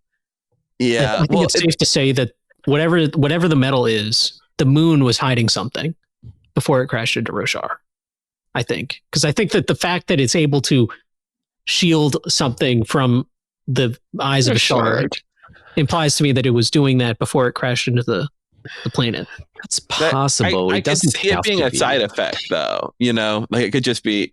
I don't think we can rule out that that's just that's something Investiture does. Is it can do a shielding effect. it's Aether metal. Aether metal. It can be Aether metal. Yeah. Well, Maybe can you imagine We're so far off topic. Yeah, somehow Lumar has 11 moons at this time. Yeah, One of them gets that's it. yeeted off. I think we're getting close. No, this is the 13th moon. This is the Bone Spore moon. The Bone Spore moon. Bone It's the Bone Spore moon. We figured it out. We love Bone Sporium. It wasn't metal. It was bone spores. Yeah, I don't know. Maybe like I don't know, I keep thinking of like mega structures and Canticle and how weird like the core of Canticle is, and maybe it's somehow related. I don't know. That is interesting. Because the fourth moon does respond to, well, Tanavast says that it responds to the clash, but I could easily see it responding to other expressions of investiture also. Yeah. I would fully expect that. Okay, another thought I just had about the sleepless. Sorry, we're just going to keep going. The alternative for the sleepless having crashed on Roshar on the fourth moon at some point in the distant past, which seems slightly implausible upon reflection. They've come up through the perpendicularity right there at that moment. Like that's when they've migrated in, and that's why he sees the Watchers there first, because they've come through the well of control. They could have arrived recently and are kind of looking out and like, so they haven't left. That's still their HQ. Yeah, they're just still starting there, and he's like, "Oh, something new is here." They're evolving their hordes, so they look more like Kremlings. It's like that. Yelmaizen. It's Yelmaizen. There he is. Yeah. No. One thing I should call out. We do have. Was it a Dalinar vision where we saw like a pile of burned Kremlings? I don't remember. Not in Was this. it either that or was the Kala Kala prelude? Yeah, No, it was not the Calic Prelude. It was the Dalinar vision of the last Desolation, where you see the pile of Kremlings. It was not the original Prelude. Yeah. So, we are about 50 years before that at this point. And we do have lore about the Sleepless being allies to the Knights Radiant as well. So I'm not sure how all of that fits together, but these do seem like potentially pieces of the same puzzle. I don't know how much weight to put into this, but I get the impression, I don't know where I developed this impression, but I feel like the Shattered Plains were like always sort of circular. And so I don't know if like this clash like leveled stuff out and then also created the pattern, or if the shattered plains were originally like some crater of the moon. Basically, what I'm getting at is I don't know if the moon hit Roshar before or after the continent was formed.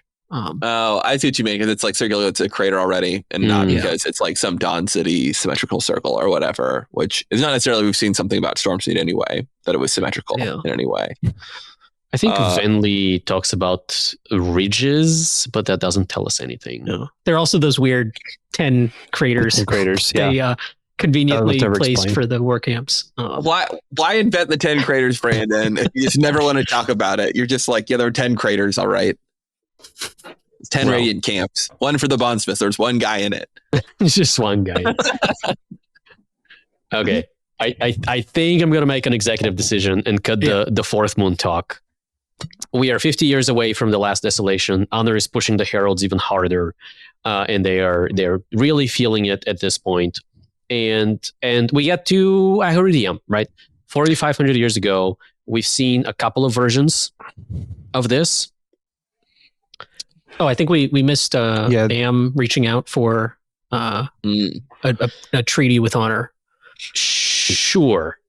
That happens. Just a minor team. Yeah. Well, so after Stormseed is destroyed, Honor notices that there's this thing kind of shadow behind Raze, and they get in touch and they talk. It's Baida Mishram.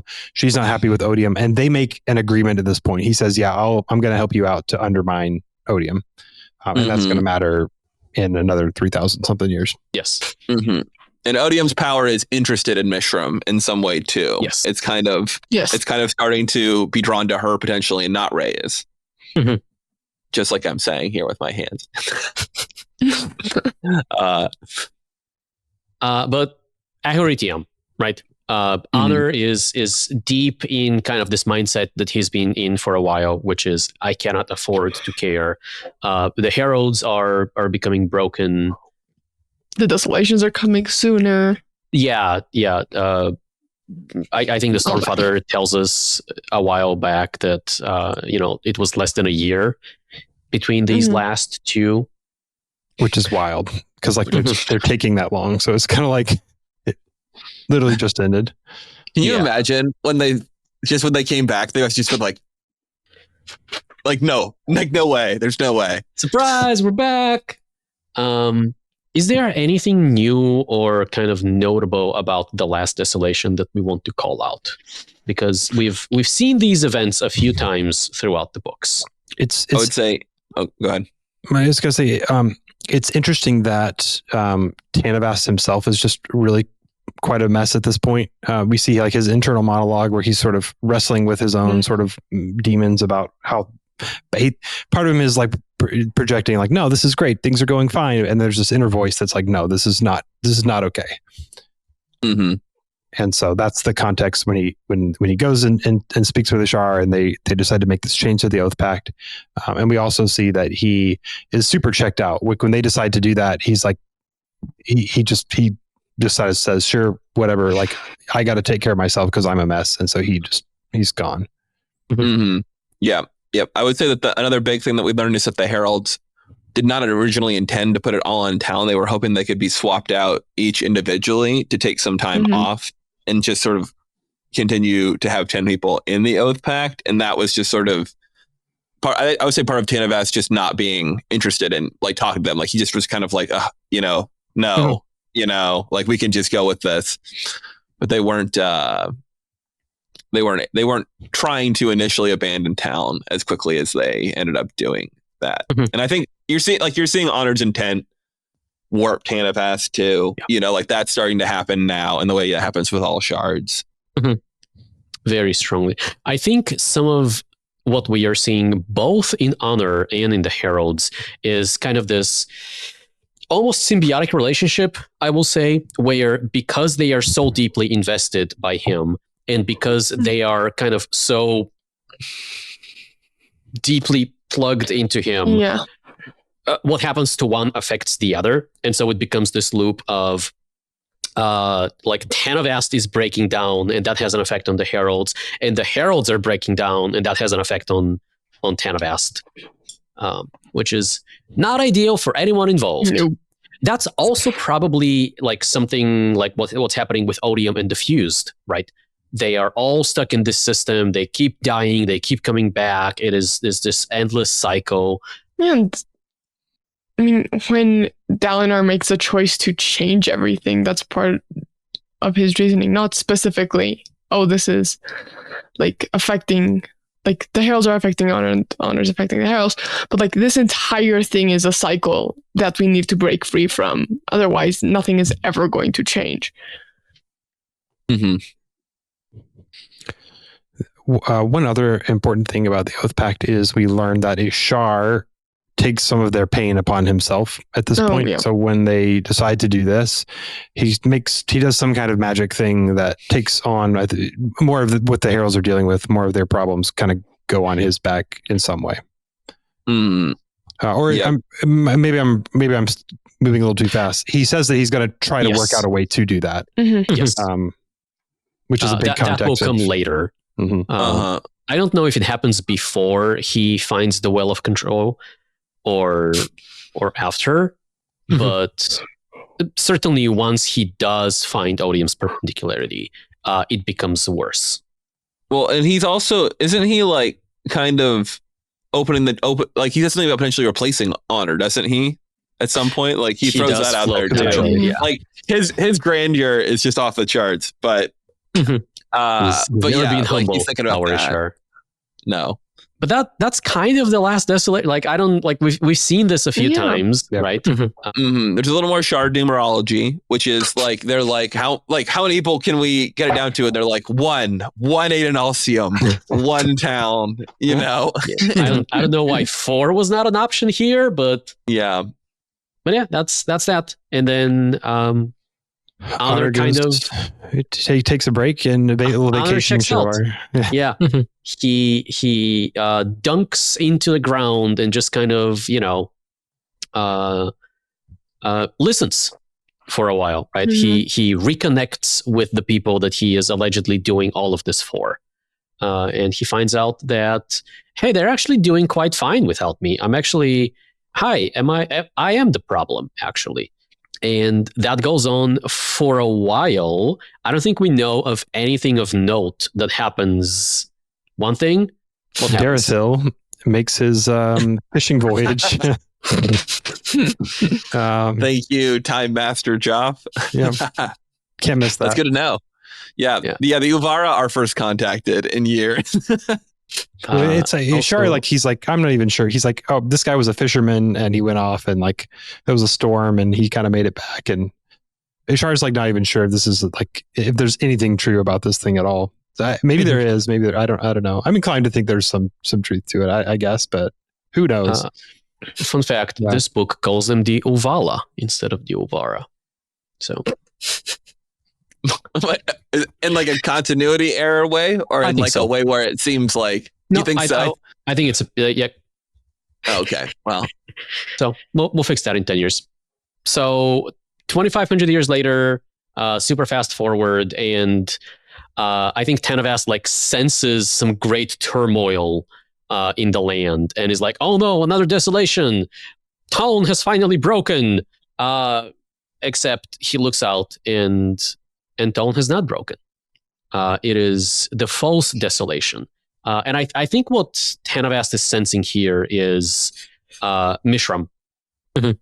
Like having connected with like the activity of Odium's perpendicularity, the activity of Odium's power, right? And so he kind of wakes up and goes on to Urithiru, where there's only one bondsmith at the time, as we knew previously, Milishi, the siblings bondsmith.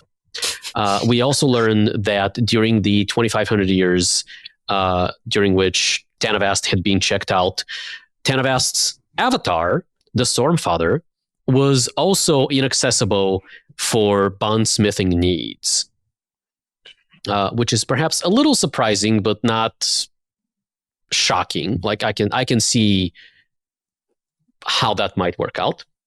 So Tanavast goes to Milishi and he's like, "Hey man, what's up?" And Milishi's like, "My guy, a Desolation, but a fake one, not a real one. It's this unmade Mishram, Bottom Mishram. She's stirring up trouble. But don't worry about it. We totally got it. And what was his rationale for kind of sharing the secret of imprisoning Spren with Militia? I think it's just so that he can trap his friend. Like, he's just like, I'll tell him how to do it so he can do it.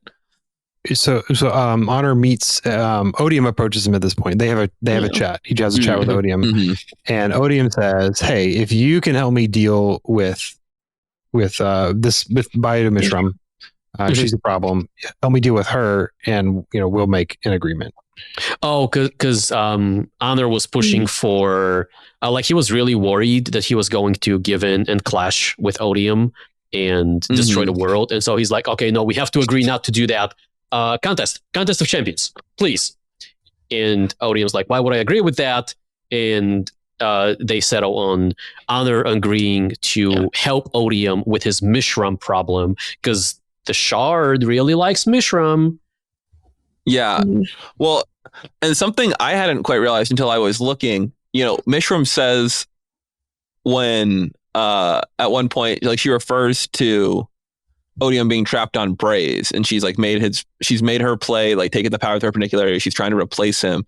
And then when you look at the Tanabas POV in chapter 122, he's talking to Raze, but the shard of Odium is like so disconnected from Raze that it is like kind of being drawn towards Braze. So it's he just has such a little control over the shard that it's kind of just drifting away towards that planet. So I think that is the explanation for when we talk about Odium being trapped on Braze. So what's going on there? I think that's a contentious point.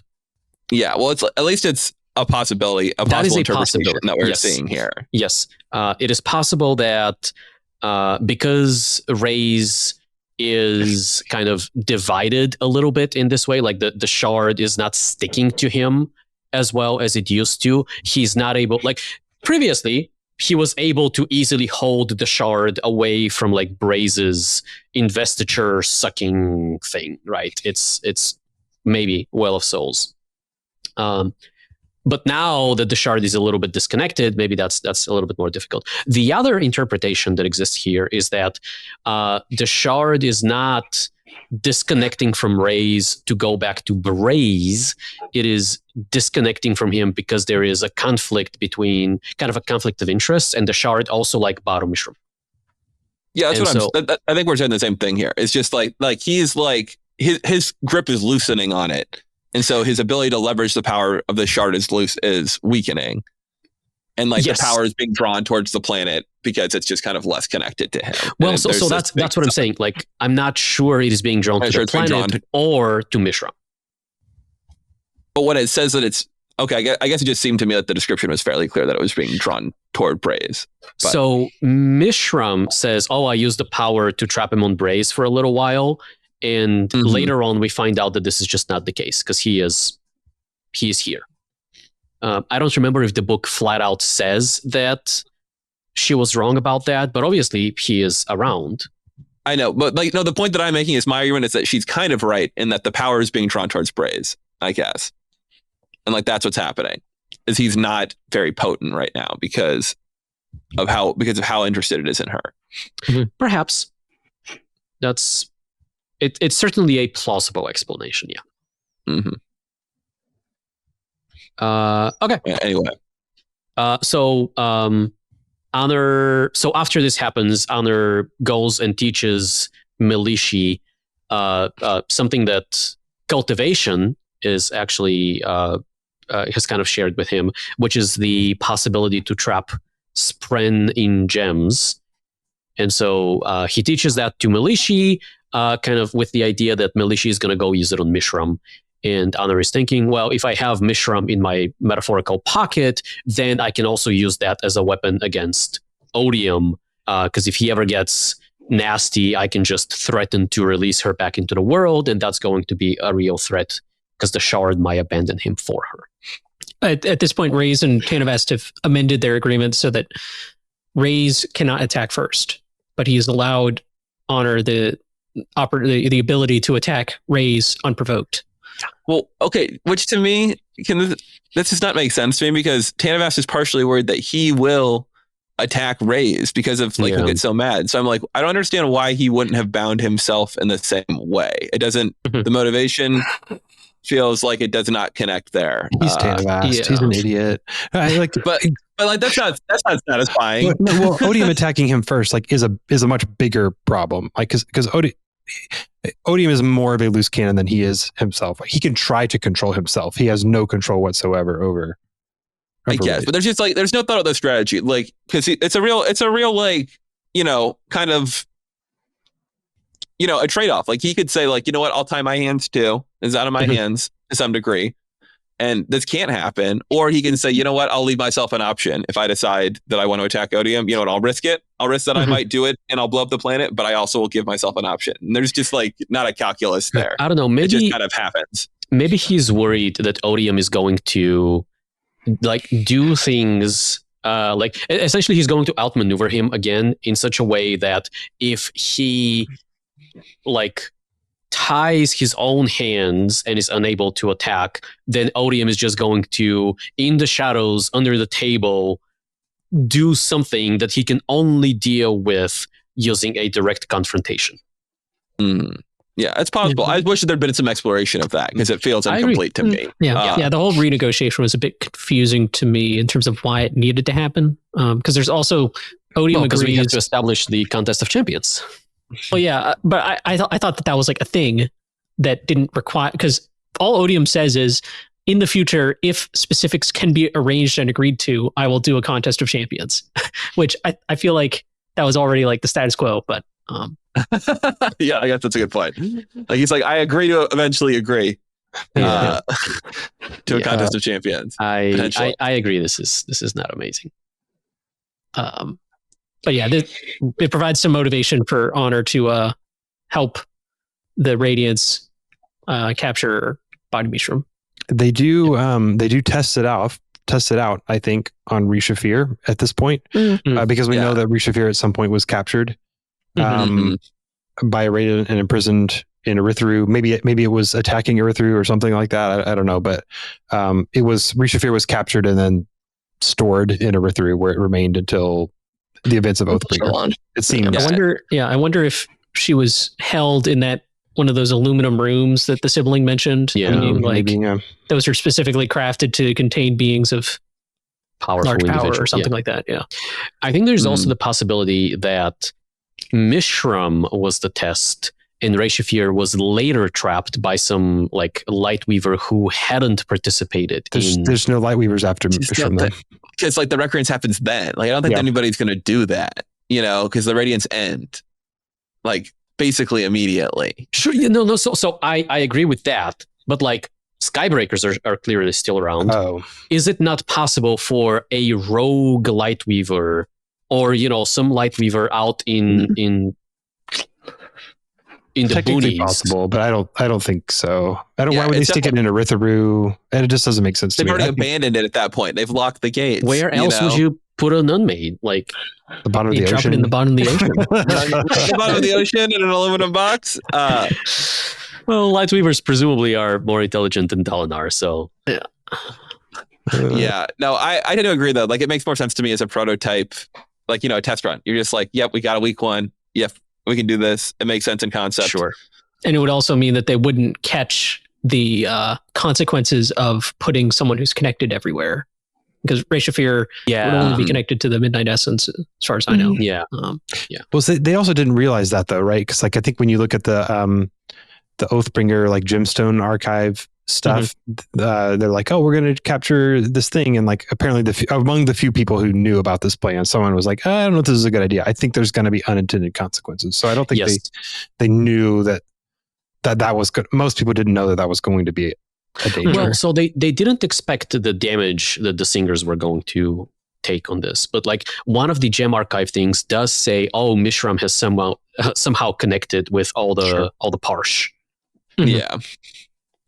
Yeah, they weren't being uber careful. They were aware that there were risks, that they were what they were doing. But I can see that. Like, it is so wild to consider that. Yeah. Oh, we trapped the Spren, and then all of Roshar and all the Spren are going to suffer. Yeah. Like, that's wild.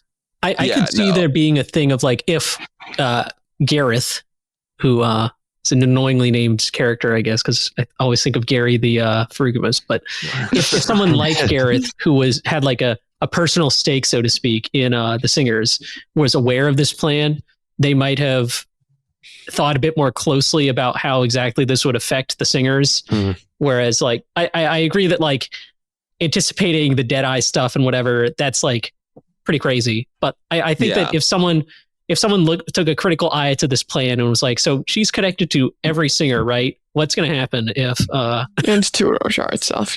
Yeah. Mm-hmm. This is maybe I'm moving too fast here, but one part of the whole big context of this here is that the Radiants themselves are in kind of a really weird, awkward place of kind of decline and just kind of decaying from within, where so the Sibling is kind of upset with the Radiants even before, I think, and then when they learn how to capture Spren, she gets even weirder. So the Sibling is there's a decline there. There's kind of strife between the Radiants and sort of various nations. It seems like there's just a lot of they've been Radiants for 2,500 years with not a lot to do, and they seem to have sort of gotten a little bit on the dark side with what they're doing. Not all across the board. Like, there's good ones and there's bad ones, and it's just sort of. I mean, their purpose has been to like preserve continuity and culture and knowledge between desolations, and there hasn't been one of those in 2 millennia. Yeah, and some good faith disagreements, but like the Windrunners and the Skybreakers have at this point already kind of schismed off. It would seem, led in part by Nail returning potentially. He was their leader, definitely, at this time. And he was telling them, things about Ashen and the origins of the humans and things like that. It's not only that the purpose of the Radiants has just like been fulfilled because there haven't been any desolations, but it's been forever with this like organization functioning as it doesn't. Like, it's really hard for something to last this long without any like significant changes. I think major changes. Like, even if you think about like the institutions that have lasted the longest on Earth, I don't think any is anywhere near close to the timeline we're talking about here. I mean, 2,500 years is close to the duration of like written history on Earth, exactly. Right? That's how long the Desolations lasted. Like, that's 7,000 to 4,500. That's it's the same amount of time has passed. Yeah, the time scales are insane. It's hard to fathom. We often gloss over these things in the context of fantasy. Like, 10,000 years, 50,000 years, whatever. Sounds cool. But it's, when you put it in perspective, it's a lot of time, right? Yeah, and then you think about it in the context that, they have some advantages, but like from the end of the Desolations, they are rebuilding from the Stone Age, that's kind of what's happening. So it does take a long time for some of that stuff to happen. But something I wanted to call out during the kind of the Recreance vision that we see, right? So there's a bit of a fight over in Urithiru. Gareth, there's a peace talk session in which Gareth and his dire form girlfriend Shimon are kind of having a little negotiation, right? In which we learn that the Singers actually do have like a few kingdoms of their own during this time. But one of the problems and one of the reasons for all of this unrest is because they are in a parallel to early human history. They're like up in the hills or the mountains. They're not like fertile land. It is difficult to live there. And they want more. They want better land. And in my mind, crack theory, but like this is the time where you're like, okay, were they up on the Orator Peaks? Were they penned in up near where the Herdasians are? Like, is that where these people are coming from? We get a lot of location names in this section, and one of them's Isla. from the Yeah. Stella. So I Um, forget if when they talk about the eyeless Stella, if they say where they found that back in like Oathbringer when this is brought up or I something. mean, presumably in I think- Isla. That's my Oh, recollection. is that still a thing? I It's a forgot. city on yeah, the map. it's a Yeah. city in modern day Okay. Roshar. Yeah. Okay. Yeah, Okay. that is, I think, a little north of Shinovar, kind of southern Erie is Oh, where it okay. is, I want to Okay. say. Yeah, that's right where it is. Yeah. So Yeah. the singers are Um, in part they're herded into that area. Yeah. Gareth says that, you have Moladetia or Moladatia. It includes swaths of farmland with perfect hills around Ayla. Isn't that enough? And then we also hear about Silnaka as a place That makes which me. is in the Highlands. So is it implied to be like near there? Surviving the Highlands. So Silnaka, there's a city on Roshar named Silnazen, where like Ooh, the yes. Siln people live, and that's over in Yakavad. Yes, it so is. I was wondering if that I might get be like the Horneater Peaks or something mhm. out in that direction. Yeah, the Sillans are interesting. I don't know what that's. They kind of imply to be like somewhat unique people, but we've not really heard a lot about them. That was not the ones with the patterns on the skin, right? That was the Sele. No, those are the Sele. These are people like Silnason is like a city in Yakavad, where Yeah. like one of the guys in like the romance interlude, like the romance novel interlude, is a No. Siln. Yeah, Oh my god. Yeah. yeah, obscure lore right there. We Yeah, love that. very obscure. I did not remember that thing. And like looking up Isla, it's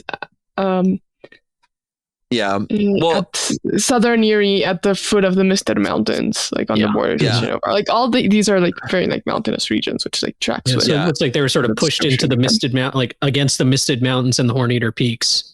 And Pushed into mountains, and like the only other big mountain range is and Mhm. presumably with Urithiru right on top of it, the Radiants They're would like, not have allowed nah. that, right?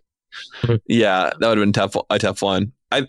What's interesting too is there's a couple. It seems like there's some regions that they're negotiating for specifically that they really Mhm. want, and there's also mentions in this Gemstone archive of the singers pushing really hard for a certain territory. I think around Ral or Lim. Feverstone Keep Yeah. specifically. is Fever where they're Stone Feverstone. keep that area. So there's potentially something that there's land that the singers want potentially in this area pretty specifically for reasons we still don't necessarily understand. Maybe it's just like fertile land that is close to where they Yeah. already are. that would be close to Isla, Mm, right? I think. Or Mhm. Erie. I expect so, yeah. yeah. Yeah. There is we do also know that there are singers out near the Shattered Plains, presumably like somewhere on the other end of the continent, right? Mhm. Because the listeners break ways with Mhm. Yeah. Bayit Mishram a little bit before this, and I'm assuming they didn't cross the entire continent, like crossing through all the human kingdoms easily. I mean, those might be the ones that are close to modern day Yakvet, right? The Silnason Could be. area. Yeah. We should call out the fact that, kind of early on in this war, Mishram was very gung-ho on war. And she seems to have been like really pushing the singers to accept forms of power, maybe without even consent or very little consent. And that's when we see the Rolain vision where he is kind of living the role of his ancestor. And they he walks away from this offer. Like Mishram has this she manifests as like a 13 feet tall or whatever giant woman with like a midi Everstorm coming out of her hand, and is like transforming singers one at a time. Mm-hmm. And this is like a change for her, who was previously critical of Odium for his lack of care for the singers. Yes. She has herself come to treat them as somewhat disposable. And I think that is a consequence of her like taking in his perpendicularity as being warped by his power.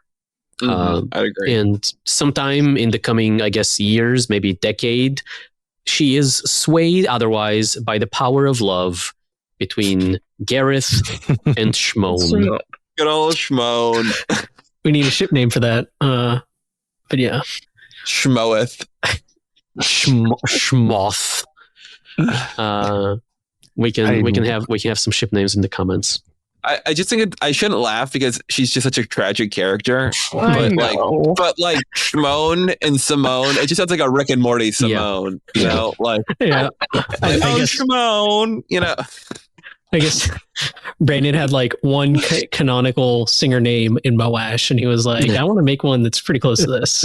Yeah, I mean, I'm okay with sh names, but this one is anyway. I like it. I feel like it fits. I don't know. It feels very, I don't know, Hebrew kind of.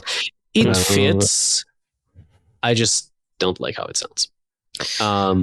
But that brings us back to the Recreance, right? And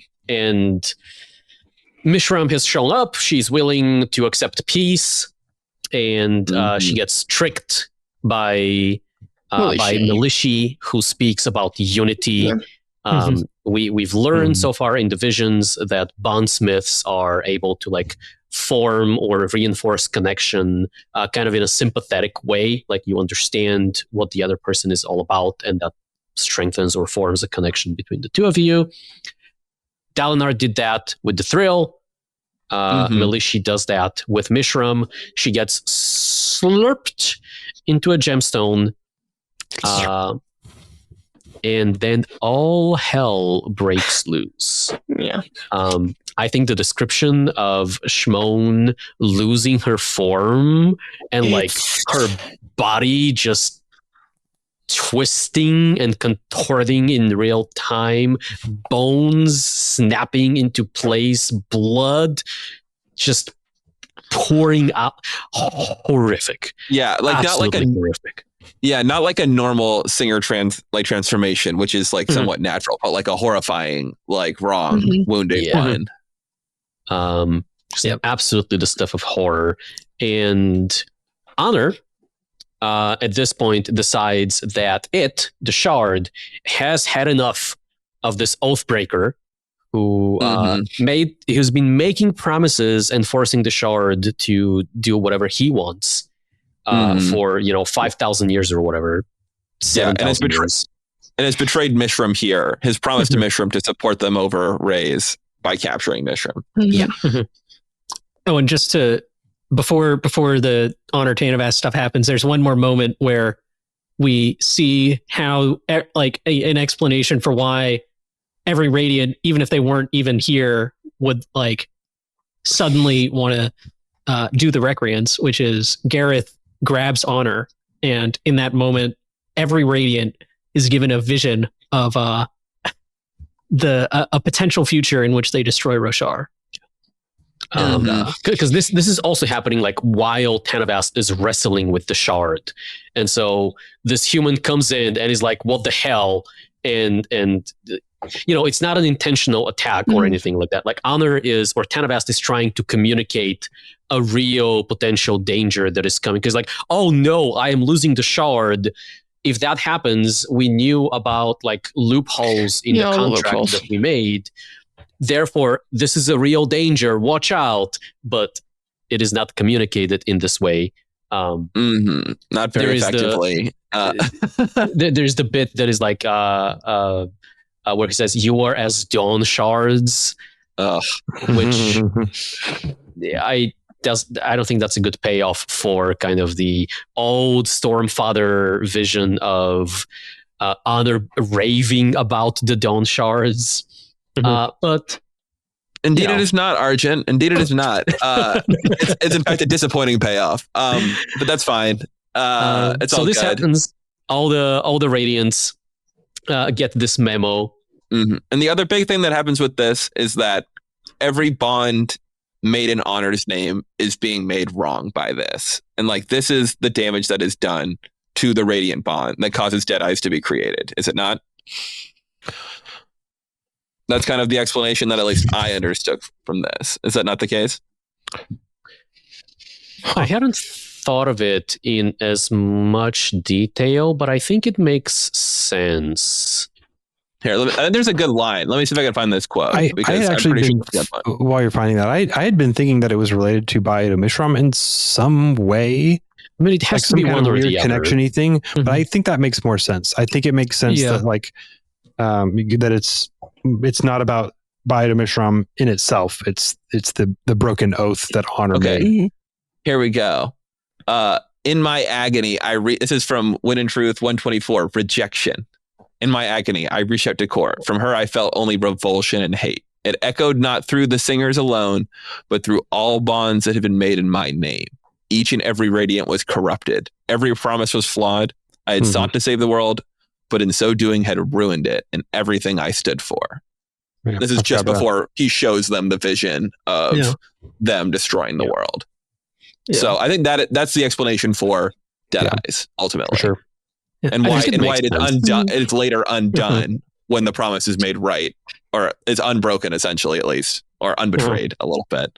Yeah, because we get a passage when right after Mishram is captured, Dalinar talks about how like something within the world ripped, and he says Roshar's rhythms and tones froze, like a heart suddenly stopped for 3 seconds.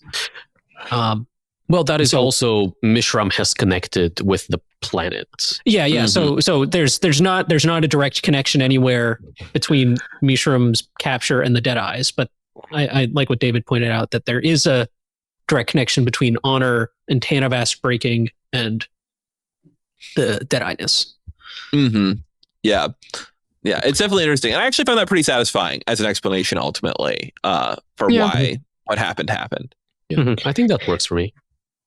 And then, like, of course, because Honor's just having a very bad time, Reyes takes advantage of it and kills Tanner, but Honor still holds him in place. And so it's... Well, and like, I think we can say too, like, the shard flees Tanavast, you know? Yeah.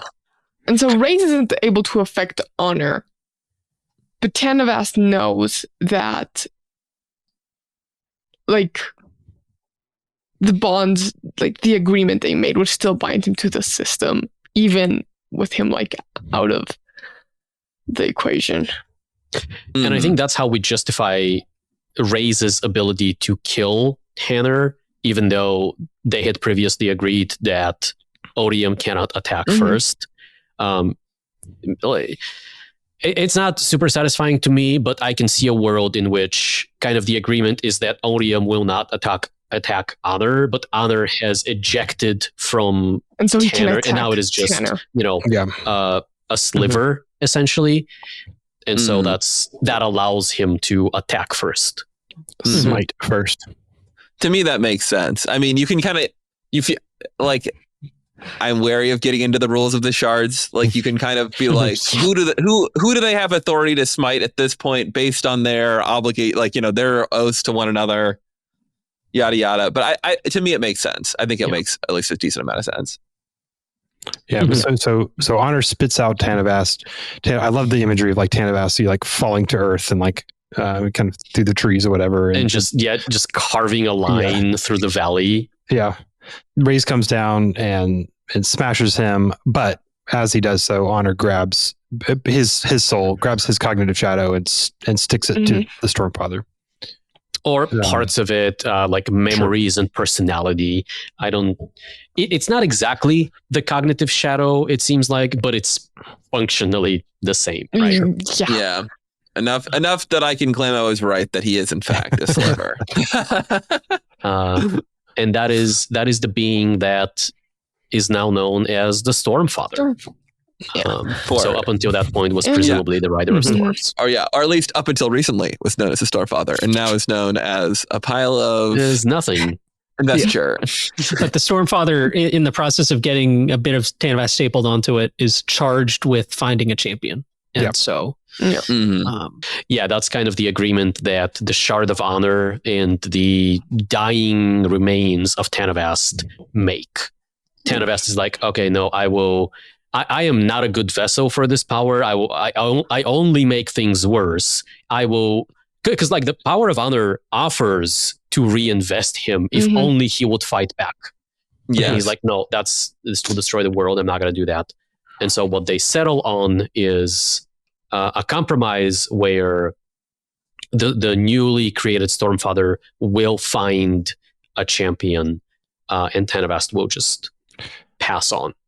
It kind of got shades of your boss like telling you to hire your replacement, which is man. Yeah. I'm not gonna. Hey, I'm willing to rehire you. No, I don't want to get rehired. Okay, but you have to find someone to do your job.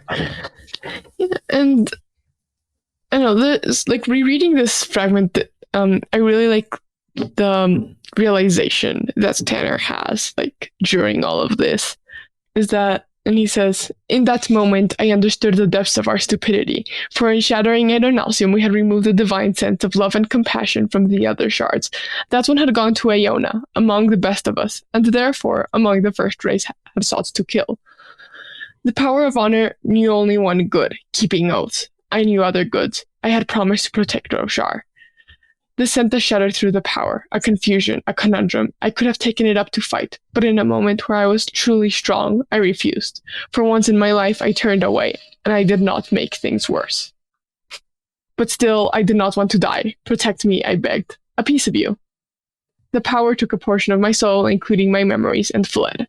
Odium destroyed the rest with glee, killing, at long last, his rival. And then, well, the Stormfather description, but yeah. It's so powerful. Mm-hmm. In terms of like, yeah, really like getting at the heart of like what's the problem with the Shards of Analsium and why we are getting all these conflicts that drive like what the Cosmere is fundamentally on a like wider scale, not like the personal conflicts, but like the Cosmere as a universe. Mm-hmm. And I honestly also think it's one of like Brandon's like best like prose moments in the book. Yeah, it's a good moment. It's a good moment. And I find it satisfying to think that in an alternate Cosmere, you can see like an opposition centering around Iona, like a rising somewhere. But Odium took care of that. And so that's not happening. And you're not really, and now Harmony has to kind of potentially be that, or they have to figure something else out. But and like it's another branching path. I do like framing a lot of this stuff with, like, we often cite the, like, Way of Kings letter or the Words of Radiance letter, where Odium is known as God's divine hatred, like, separated from the virtues that gave it context, I think is what it says. But that is true for all of the shards, right? Honor is God's own divine sense of, like, bonds and oaths and whatever, separated from... as I think Feather put it on a previous episode, the integrity that gives it context. So, yeah, all the shards are bad. All the shards are bad. Something that you think is a good thing, like mercy, can be terrifying without all this other context. You guys are all going to be so disappointed when Mercy shows up. Mercy is so kind. It's just everyone's just been hyping up this horrifying shard. Mercy's just like, no, I really like, actually, like legitimately, I am. I don't actually do mercy killings. Yeah, but that, I think, brings us to kind of the end of the big history of Roshar. Like, obviously, we've been in the era of Solitude for a while, ever since the last Desolation. But now we go into the era where the conflicts of the last 2,000 years are kind of more human in scale. There's no fuse, there's no void sprint. The heralds are, doing herald stuff. They're actually not doing herald stuff is the problem. Nice Radiants are gone. There's one happening. Not all the Night Radiants are gone. Yeah, there's a couple Radiants around still. Well, there's the very fun Shin Invasions, which are using Surge Binding to some degree, because they have the Honor Blades in hand. Oh, that is true. There is an invested invasion over the surface of Roshar that has turned back for reasons we don't understand, and was carried out for reasons we don't understand either. And was that cited to be like 1,000 years before modern day? Roughly. Yeah, because Josh has a hope for that. The deep theories that everybody is super excited about. So he says that so the Shin invasions happened 1,000 years ago. My theory is that the Vorin calendar. We're in a year 1175 at this point. So 1,000 years is kind of within the margin of error of, it was about 1,000 years ago for that, right? So I'm imagining that like the Shin invasions happened, and then like Eastern Roshar kind of united and were like, no, we're going to repel their attacks. Mhm. And that was kind of like a big, they marked their calendar. Like they started a fresh calendar at that point, and that's why we have the years that we do. So that's the reason. That's not verified, but maybe just like there was a Zoral Voidbinder back in the day. There was Mr. Vorin. Vorin Surgebinder, Vorin Uniter, or something like that. It's interesting. Yeah. One thing we didn't cover is that like Tanavast's whole like religion built around himself is existing further back, which fits with like the Vorin people. Like that's what they think is the truth. He references his Argent priests, right? So the Ardents like date back in some sense back to then, but I do imagine that like there were probably some reformations that happened, and like the religion that we know it as does not look like it did 2,000 years ago, and so 1,000 years ago could have been a major like reformation that happened within the Vorin religion that and you have the hierocracy like just after the Shin invasions. Well, who knows how much on the actual like timeline, but it's the next like big thing. And so I think we usually think of it as being like several centuries ago. Like in my head, it's like 400, 500, 600 years ago. it's about 500 years after the Shin invasions. Yep, and that is kind of the end of whatever Silver Kingdoms are still remaining at that point. Like I think following the end of the Radiance, their kingdoms collapsing, but I think like that is the time period through which those kingdoms were declining and turning into their modern day kingdoms that we know now. Following the Sunmaker rising up, breaking the hierarchy, conquering his way to Azir, dying, and the modern world emerging, I guess.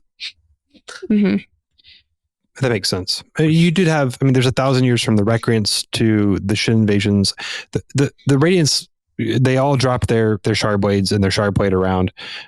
Presumably everybody scrambled, as we saw in the vision, right? Everybody scrambles to grab one of those. There's probably several centuries of just anarchy and chaos and war as like power structures are being completely, the Radiance left a giant vacuum, and now the people who have shards are the powerhouse, right? Definitely. And and it seems like, there's some indications, I think, that maybe like even like the people who gave up their blades were killed by those who grabbed the blades. There's some mention of them potentially being destroyed for their betrayal. We know in this time period that initially the newly abandoned shard blades came to function better over time, and that they learned to add the pole stones to the handles so they could learn to summon and dismiss them.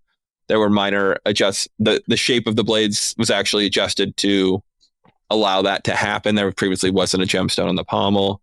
I assume something similar is happening with Shardplate that's like allowing for these gemstone slots to kind of, it's just something subtle potentially, that's not mentioned anywhere directly, but I could definitely see that happening. Yeah. It's like Shardplate would have been useless before you had some way of powering it. Yes. Yeah.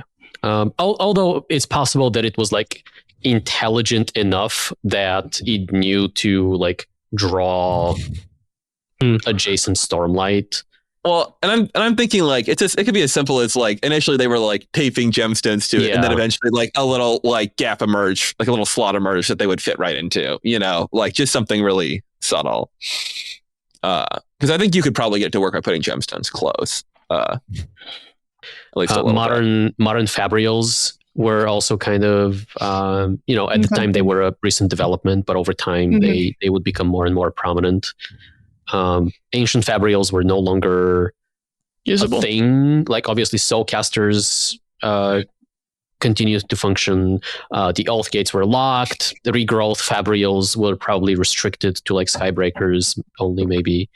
And that's just like the end of a great era of like contact between the physical realm and Shadesmar too. Like the Radiant Spren are gone. They're like the Oath Gates were sealed with the end of Urithiru. So aside from travel through Cultivation's perpendicularity by those who are in the know, like there's not really much is forgotten, especially in the physical realm, about that sort of stuff. Yeah, and Shadesmar also would have been going through a bunch of turmoil from the whole Dead-Eye-ness Yes. and the whatever multiple bands. genocides. Honor Yep. Spren are probably doing some conquests around They this have time. their own shit invasions. Yeah, well, yeah. Syl is being found post Recreance at some point. Stormfather is at some point so moved to recreate the Honor Spren. I guess some of that's a little confusing now. Mm-hmm. Yeah, I forgot about the Honor Spren invasion. That's interesting. I have to imagine the Honor Spren invasion happened after the Radiants all stopped being Radiants, because Probably. Yeah. But 2,000 years is a long time. But I think that essentially brings us to the end of the history of Roshar as we know it. There's probably like little bits and bops that we've missed here and there, just because there's so much to talk about. Time. Right? 10,000 years. Newsflash. One thing worth noting is also like at the turn of the millennia or whatever. So like right after the Shin invasions, that's when Ishar goes to the Well of Control, and he also tasks Nail with hunting down Radiance. So Nail has been doing that for quite a long time. That was a long ass time. Yeah, for no reason, it would appear. But oh well, I guess that would satisfy. Yeah. I mean, I maybe it's possible that Ishar was didn't want Radiance to come back and challenge him. And you can there's a real perspective where you're like, okay, honor, like there's nobody in the driver's seat of honor, so potentially the Radiants are unbound. They are dangerous, but I don't know why that's treated like, oh, they could cause a desolation. Like Nail's quest just as easily could have been stop the Radiants. They are destroyers. Ishar's not super rational, and even if he is, we don't know that he told Nail the truth. Like he could have completely BS'd something that just he thought that Nail would. Oh yeah, like but I have my own plans, and let's tell Nail this, and he'll believe it. I have the same question. Why lie when the truth is just as effective? Just as effective. It's just one of those. Well, the Heralds are crazy, I guess, but like Kaladin's therapy session with Ishar is going to double as a investigation history lesson. Like, what the hell, man? I do want to wrap this up, and so I will go just kind of one round here and say, like, are there any events that we missed or details of events that we covered that we want to shout out? There are big question marks still in the timeline. Like things that remain unanswered about the Void Spren, the Unmade. We don't know a lot about the arrival of the Iriali still. That's something that's not really been touched on in any of the flashbacks at this point. So we don't really know when that happened, but presumably they had their kingdom at the 10 Kingdoms era. So it was sometime prior to that, unless something they displaced somebody, I guess. Yeah. I don't know. That'd be random. They must have been there by then, but we don't really know much about that. Probably some other things I'm forgetting. We do know that the scouring of Aemia seems to have happened somewhere between the Recreance and modernish times. And with that, something we kind of mentioned earlier was like the role of the Sleepless, the Disianamians and the Siaamians, right? There's these two like weird races that exist that we don't know much about. We don't know how involved they were, how long they've been involved, where they came from, if they've always been here. Why are they here? So all the Fourth Moon stuff, not getting into that. I mean, kind of think the Sleepless are like involved heavily with the Dawn Shard. Maybe they came with it and have been here since. I don't really know, but they seem to be involved with that, right? The Siaamians, AAKS, and apparently others. I assume he's not the only one. That no idea what they're doing or why they're doing anything. And like, speaking of the Dawn Shards, I am curious how Rizen's Dawn Shard got to Roshar in the first place. Well, there's a quote about that where there's legends of it coming through the pool from Cord. Yeah. So I'm trying to remember if there's a date associated with that or if there's not. I don't think there was. Yeah. I mean, speaking of Cord, well, you look up the quote. One thing I'm interested in is the Herdazians and the Horn Eaters. Like when that happened, how that happened. I mean, hopefully not after the Recreance. Yeah.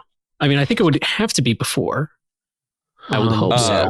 Yeah. No, I think it's when I said earlier, which is when it was like kind of in the time period post Desolation, prior to the false Desolation, where the singers are being herded into specific regions of Roshar and have these kind of poor lands. We don't have global wars. Yeah. The Hoynders do have like their story of like no one wanting to take them, which I've kind of always imagined to be like because the humans were rejecting them and like any singers who were around were rejecting them. So they were kind of torn between. That really makes sense. Everybody hated them because they weren't really Evgeni people, you know? Okay. So there's not a specific date. It says there are songs Cord said from long ago of when this command came through the pool. So songs that could mean that it came through when, I mean, you know, it could be all the way from the Dawn Singers for all we know. It could be songs could have been passed down. It could be, but it could just be that could say like, hey, it happened sometime after the Unkalaki like came to exist as a culture as guardians of the pool too. You know, that's also possible. Which is relatively recent, but that feels maybe a little too recent. Yeah, because now I'm thinking that these are chord songs that right. Yeah, but now I'm thinking the Dawn Shard could have come through the Well of Control. But it could have, but then a second Dawn Shard has come to Roshar that Cord is mistaking for this one. Which I mean, we know that Hoyd brought one, so you know. Hoyd did. So Hoyd was here for a long time. He seems to have left, maybe at the last Desolation, because he mentions he was not there at the Recreance. Well, he had to be there for Senekal or whatever her name is. And we know he was there then, but he was gone for the Recreance. He was doing stuff, you know. I don't know when Elantris. I don't know. Well, I don't think anyone knows when Elantris is relative to any of these events. We have a vague idea of Warbreaker, I think. And Hoyd was there for that, but well. Those were only a couple hundred years ago though, so there's he's got a good bit of time there. He could be doing who knows what. Oh yeah, one thing is we got a sort of stealth timeline for the history of Scadrial, because Honor leaves and seems to be able to contact Ati and Laris and gets rejected by them. So I assume that means that at that point at least they were Laris had not imprisoned Ati yet. Sure. That's of course assuming that Brandon thought that far ahead. That was considered. Yeah. Yep. That's a fair point. Potentially in 2035, there'll be a line that's added that says like he was unable to find. Yeah. So honestly, I'm just excited to learn more about like those periods in the history where like we still have big question marks. The Silver Kingdoms, like everything in that like last bit we jumped over like really quickly because we don't have much information. I mean, maybe the RPG is a way of doing that without having to like have that amount of lore in the books. Maybe we'll get some later on for some reason. I don't know. Yeah, so the Heralds were around. Investigating the Heralds were around. I don't know. Maybe Shalash's flashbacks. I mean, there are options. But Brandon, I'd love to know more. Just always curious.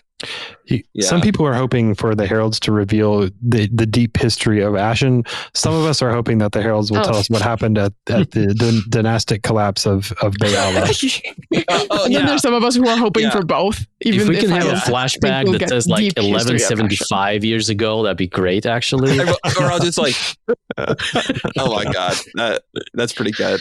That's pretty good. Yeah, okay. I think like I would love to see that as well. I think it will exist if Brandon has a story he wants to tell that's set there. And if it's not, he will not world build it at all. And you'll learn nothing more about it, or maybe it'll be in the RPG. Yeah, we'll have to cross our fingers for a Silver Kingdoms era adventure in the RPG. Just a little supplement. Yeah, I mean, I would love that. Like, I love, stories that take place kind of at the height of a magical / magitech empire. Like, that is, kind of this post-scarcity, utopia kind of. I love it so much. What I don't love is the runtime of this episode. So I think we're gonna end it here, folks. We are gonna go and do Who's That Cosmere character. Unfortunately, to do that, we have to sacrifice someone. So we did a little vote kind of in between edits, and we've decided the Joff will no longer be. I wasn't there for that vote. Yeah, everyone Well, reach into your seat. There's a crystal spike ready to go. If you can, I'll take your speed if you don't. Yeah. So we're gonna go on and do. I guess before I do that, no, we can do Kuzak Cosmere character. I will do Ultra later. So everyone say bye to Joff. Bye. We'll Bye. see him later, and the rest of us will determine who's that Cosmere character. Cue the music. This character is from Roshar. Menace, Tien, Tom, Braze. Void in drag on a horse. It's time for Who's That Cosmere Character? All right, welcome to the game show. Who's that Cosmere character? Where you send in 5 clues and a character. The clues and the character have to match. If they don't match, you will become fodder for spikes, and we will take your maybe destiny. So you send the clues, you send the character, and these nerds have to guess the character based on the clues. I think it might be fun to do a show where you send just a character and we have to come up with the clues. As I say that does not sound like a good idea. Don't do that. So both of these submissions that we're going to do today come to us from our Patreon Herald priority queue. So if you are able and willing to support us financially for $10 per month, you have access to a special priority queue. And in that queue, we get to read your questions before all of these other peasants or muggles or dark eyes, who we also love, but, you know, we love you a little bit more. Or, you know, for at least as long as you're paying us, we love you a little bit more. So both of these come from the priority queue. And the first one was sent by longtime fan and friend of the channel, Lamurni. And the first clue says, this character drinks tea. Wayne. It is not Wayne. Steris. It is not Steris. How about, trying to think, Straff Venture? That is a good guess. Unfortunately, a wrong one. Yeah. Poison tea, but you know. Clue number 2. This character has met an Allomancer. Is it Shy? It is not Shy. Also, What about, is it Twinsoul? Oh, it is not Twinsoul. Okay. There's a lot of tea in Mistborn, now I think about it. Show and tell my little water bottle. Is it? Water What a waste of plastic. Not sponsored by Kirkland. Is it Navani? It is not Navani. So, Was she drinks better tea. Allomancer? Void. Void. Ugh, God. He barely counts. It's really annoying that he's an Allomancer, isn't it? So drinks tea, has met an Allomancer, this character has a magical bond. He's the third clue. Twinsoul was a good guess. Oh, what's her name? Codenames is stupid. Whatever her real name is. Yeah, you know who I mean. Oh, yeah. Sorry, who? Kais. Oh, I'm Thank sorry. You didn't say K-Eyes, and I was confused. K-Eyes. Yeah, I was like, what's her name? I was thinking of like codenames is stupid, but I wanted to say her actual name. It is not Kelsey. Okay, have they met an Allomancer at a time that they were an Allomancer, to use that to like try to get a little bit of information there? Was that person an Allomancer when they met this submission person? does not comment on that. Well, can the presenter comment on that? All right. I don't know. Is it Yasna? It is not Yasna. Okay. What was his most recent clue?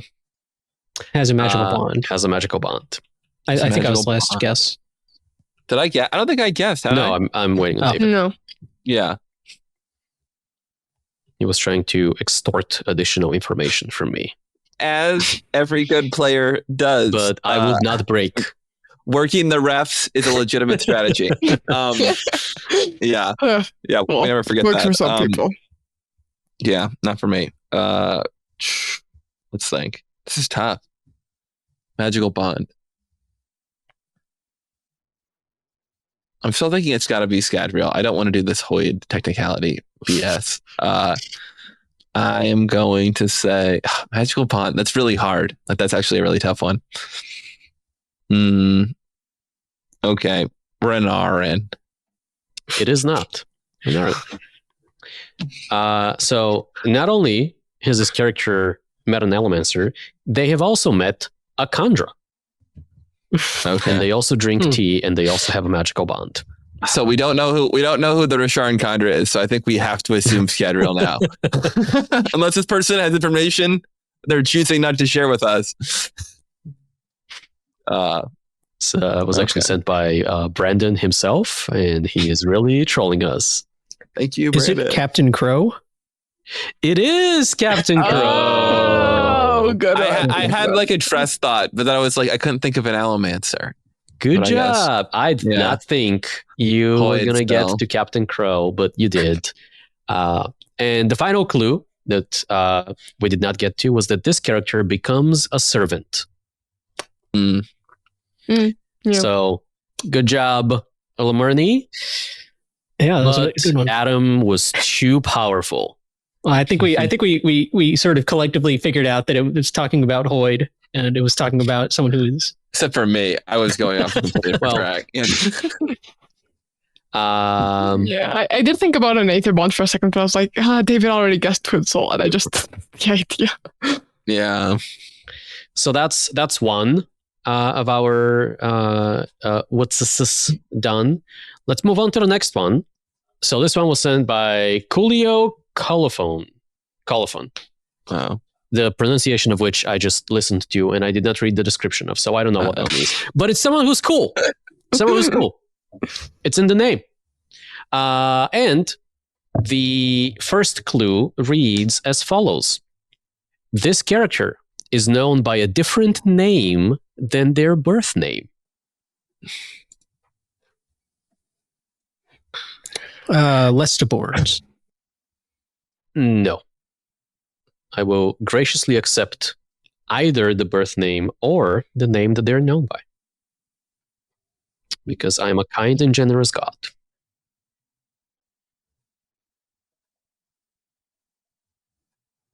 Okay, so I was gonna say, let's just get the obvious one out of the way. Hoyd. Not Void, but What is as with many submissions, he is a good guess.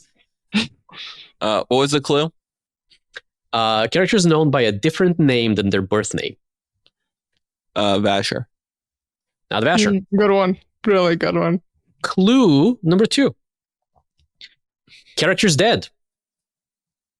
Is it And- Light Song? And I will not count that because the parenthetical here says, and did not come back to life. Oh. Well, to be fair, I guess he did once. But he didn't go back to life a second time. He did die did that second time.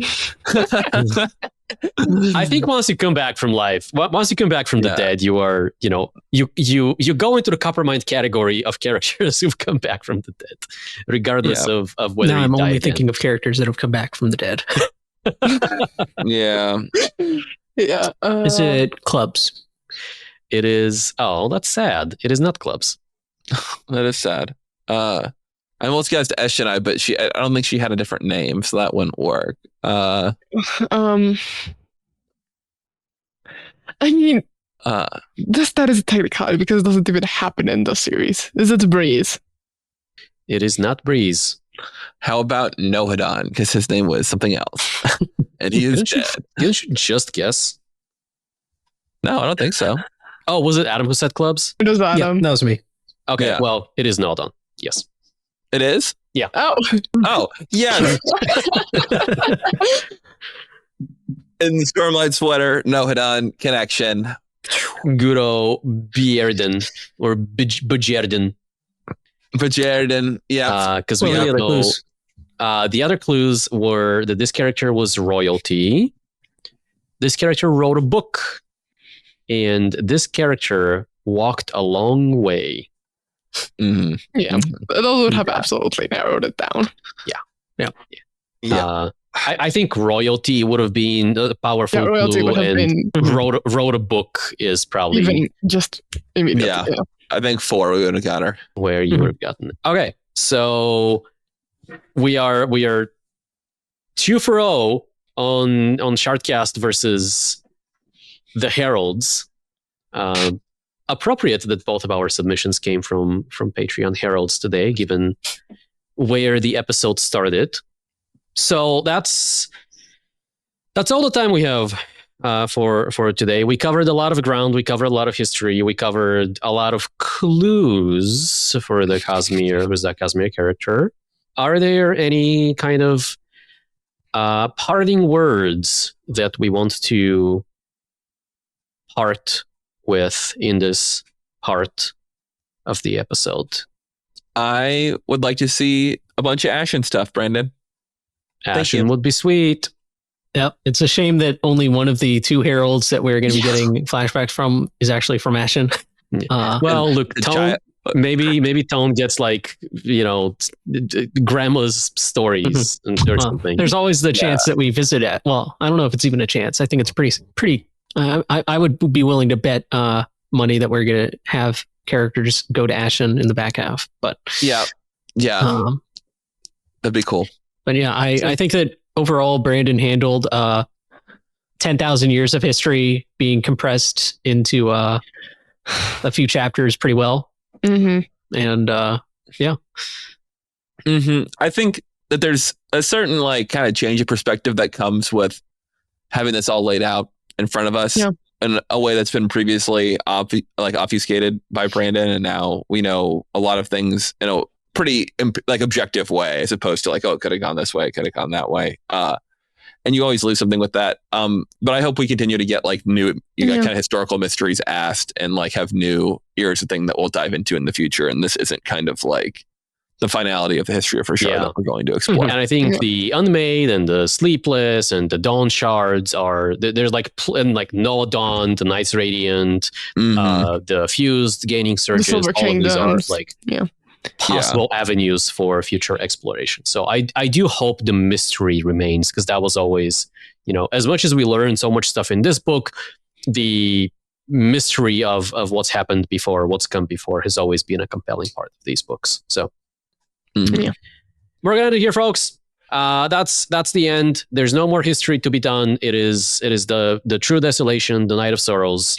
Where if you found this episode randomly by the algorithm and you don't know who we are, first of all, freaking congratulations for sticking with us all this time. You are a real trooper. And if you, in addition to being a trooper, you are a glutton for punishment and you want more of this, obviously there's more here on the YouTube channel. You can also find us on 17shard.com. You can find us on our Discord server, especially discord.com/17shard. There should also be an invite on our website and forums. Not much for social media these days, but Blue Sky is in the process of being set up.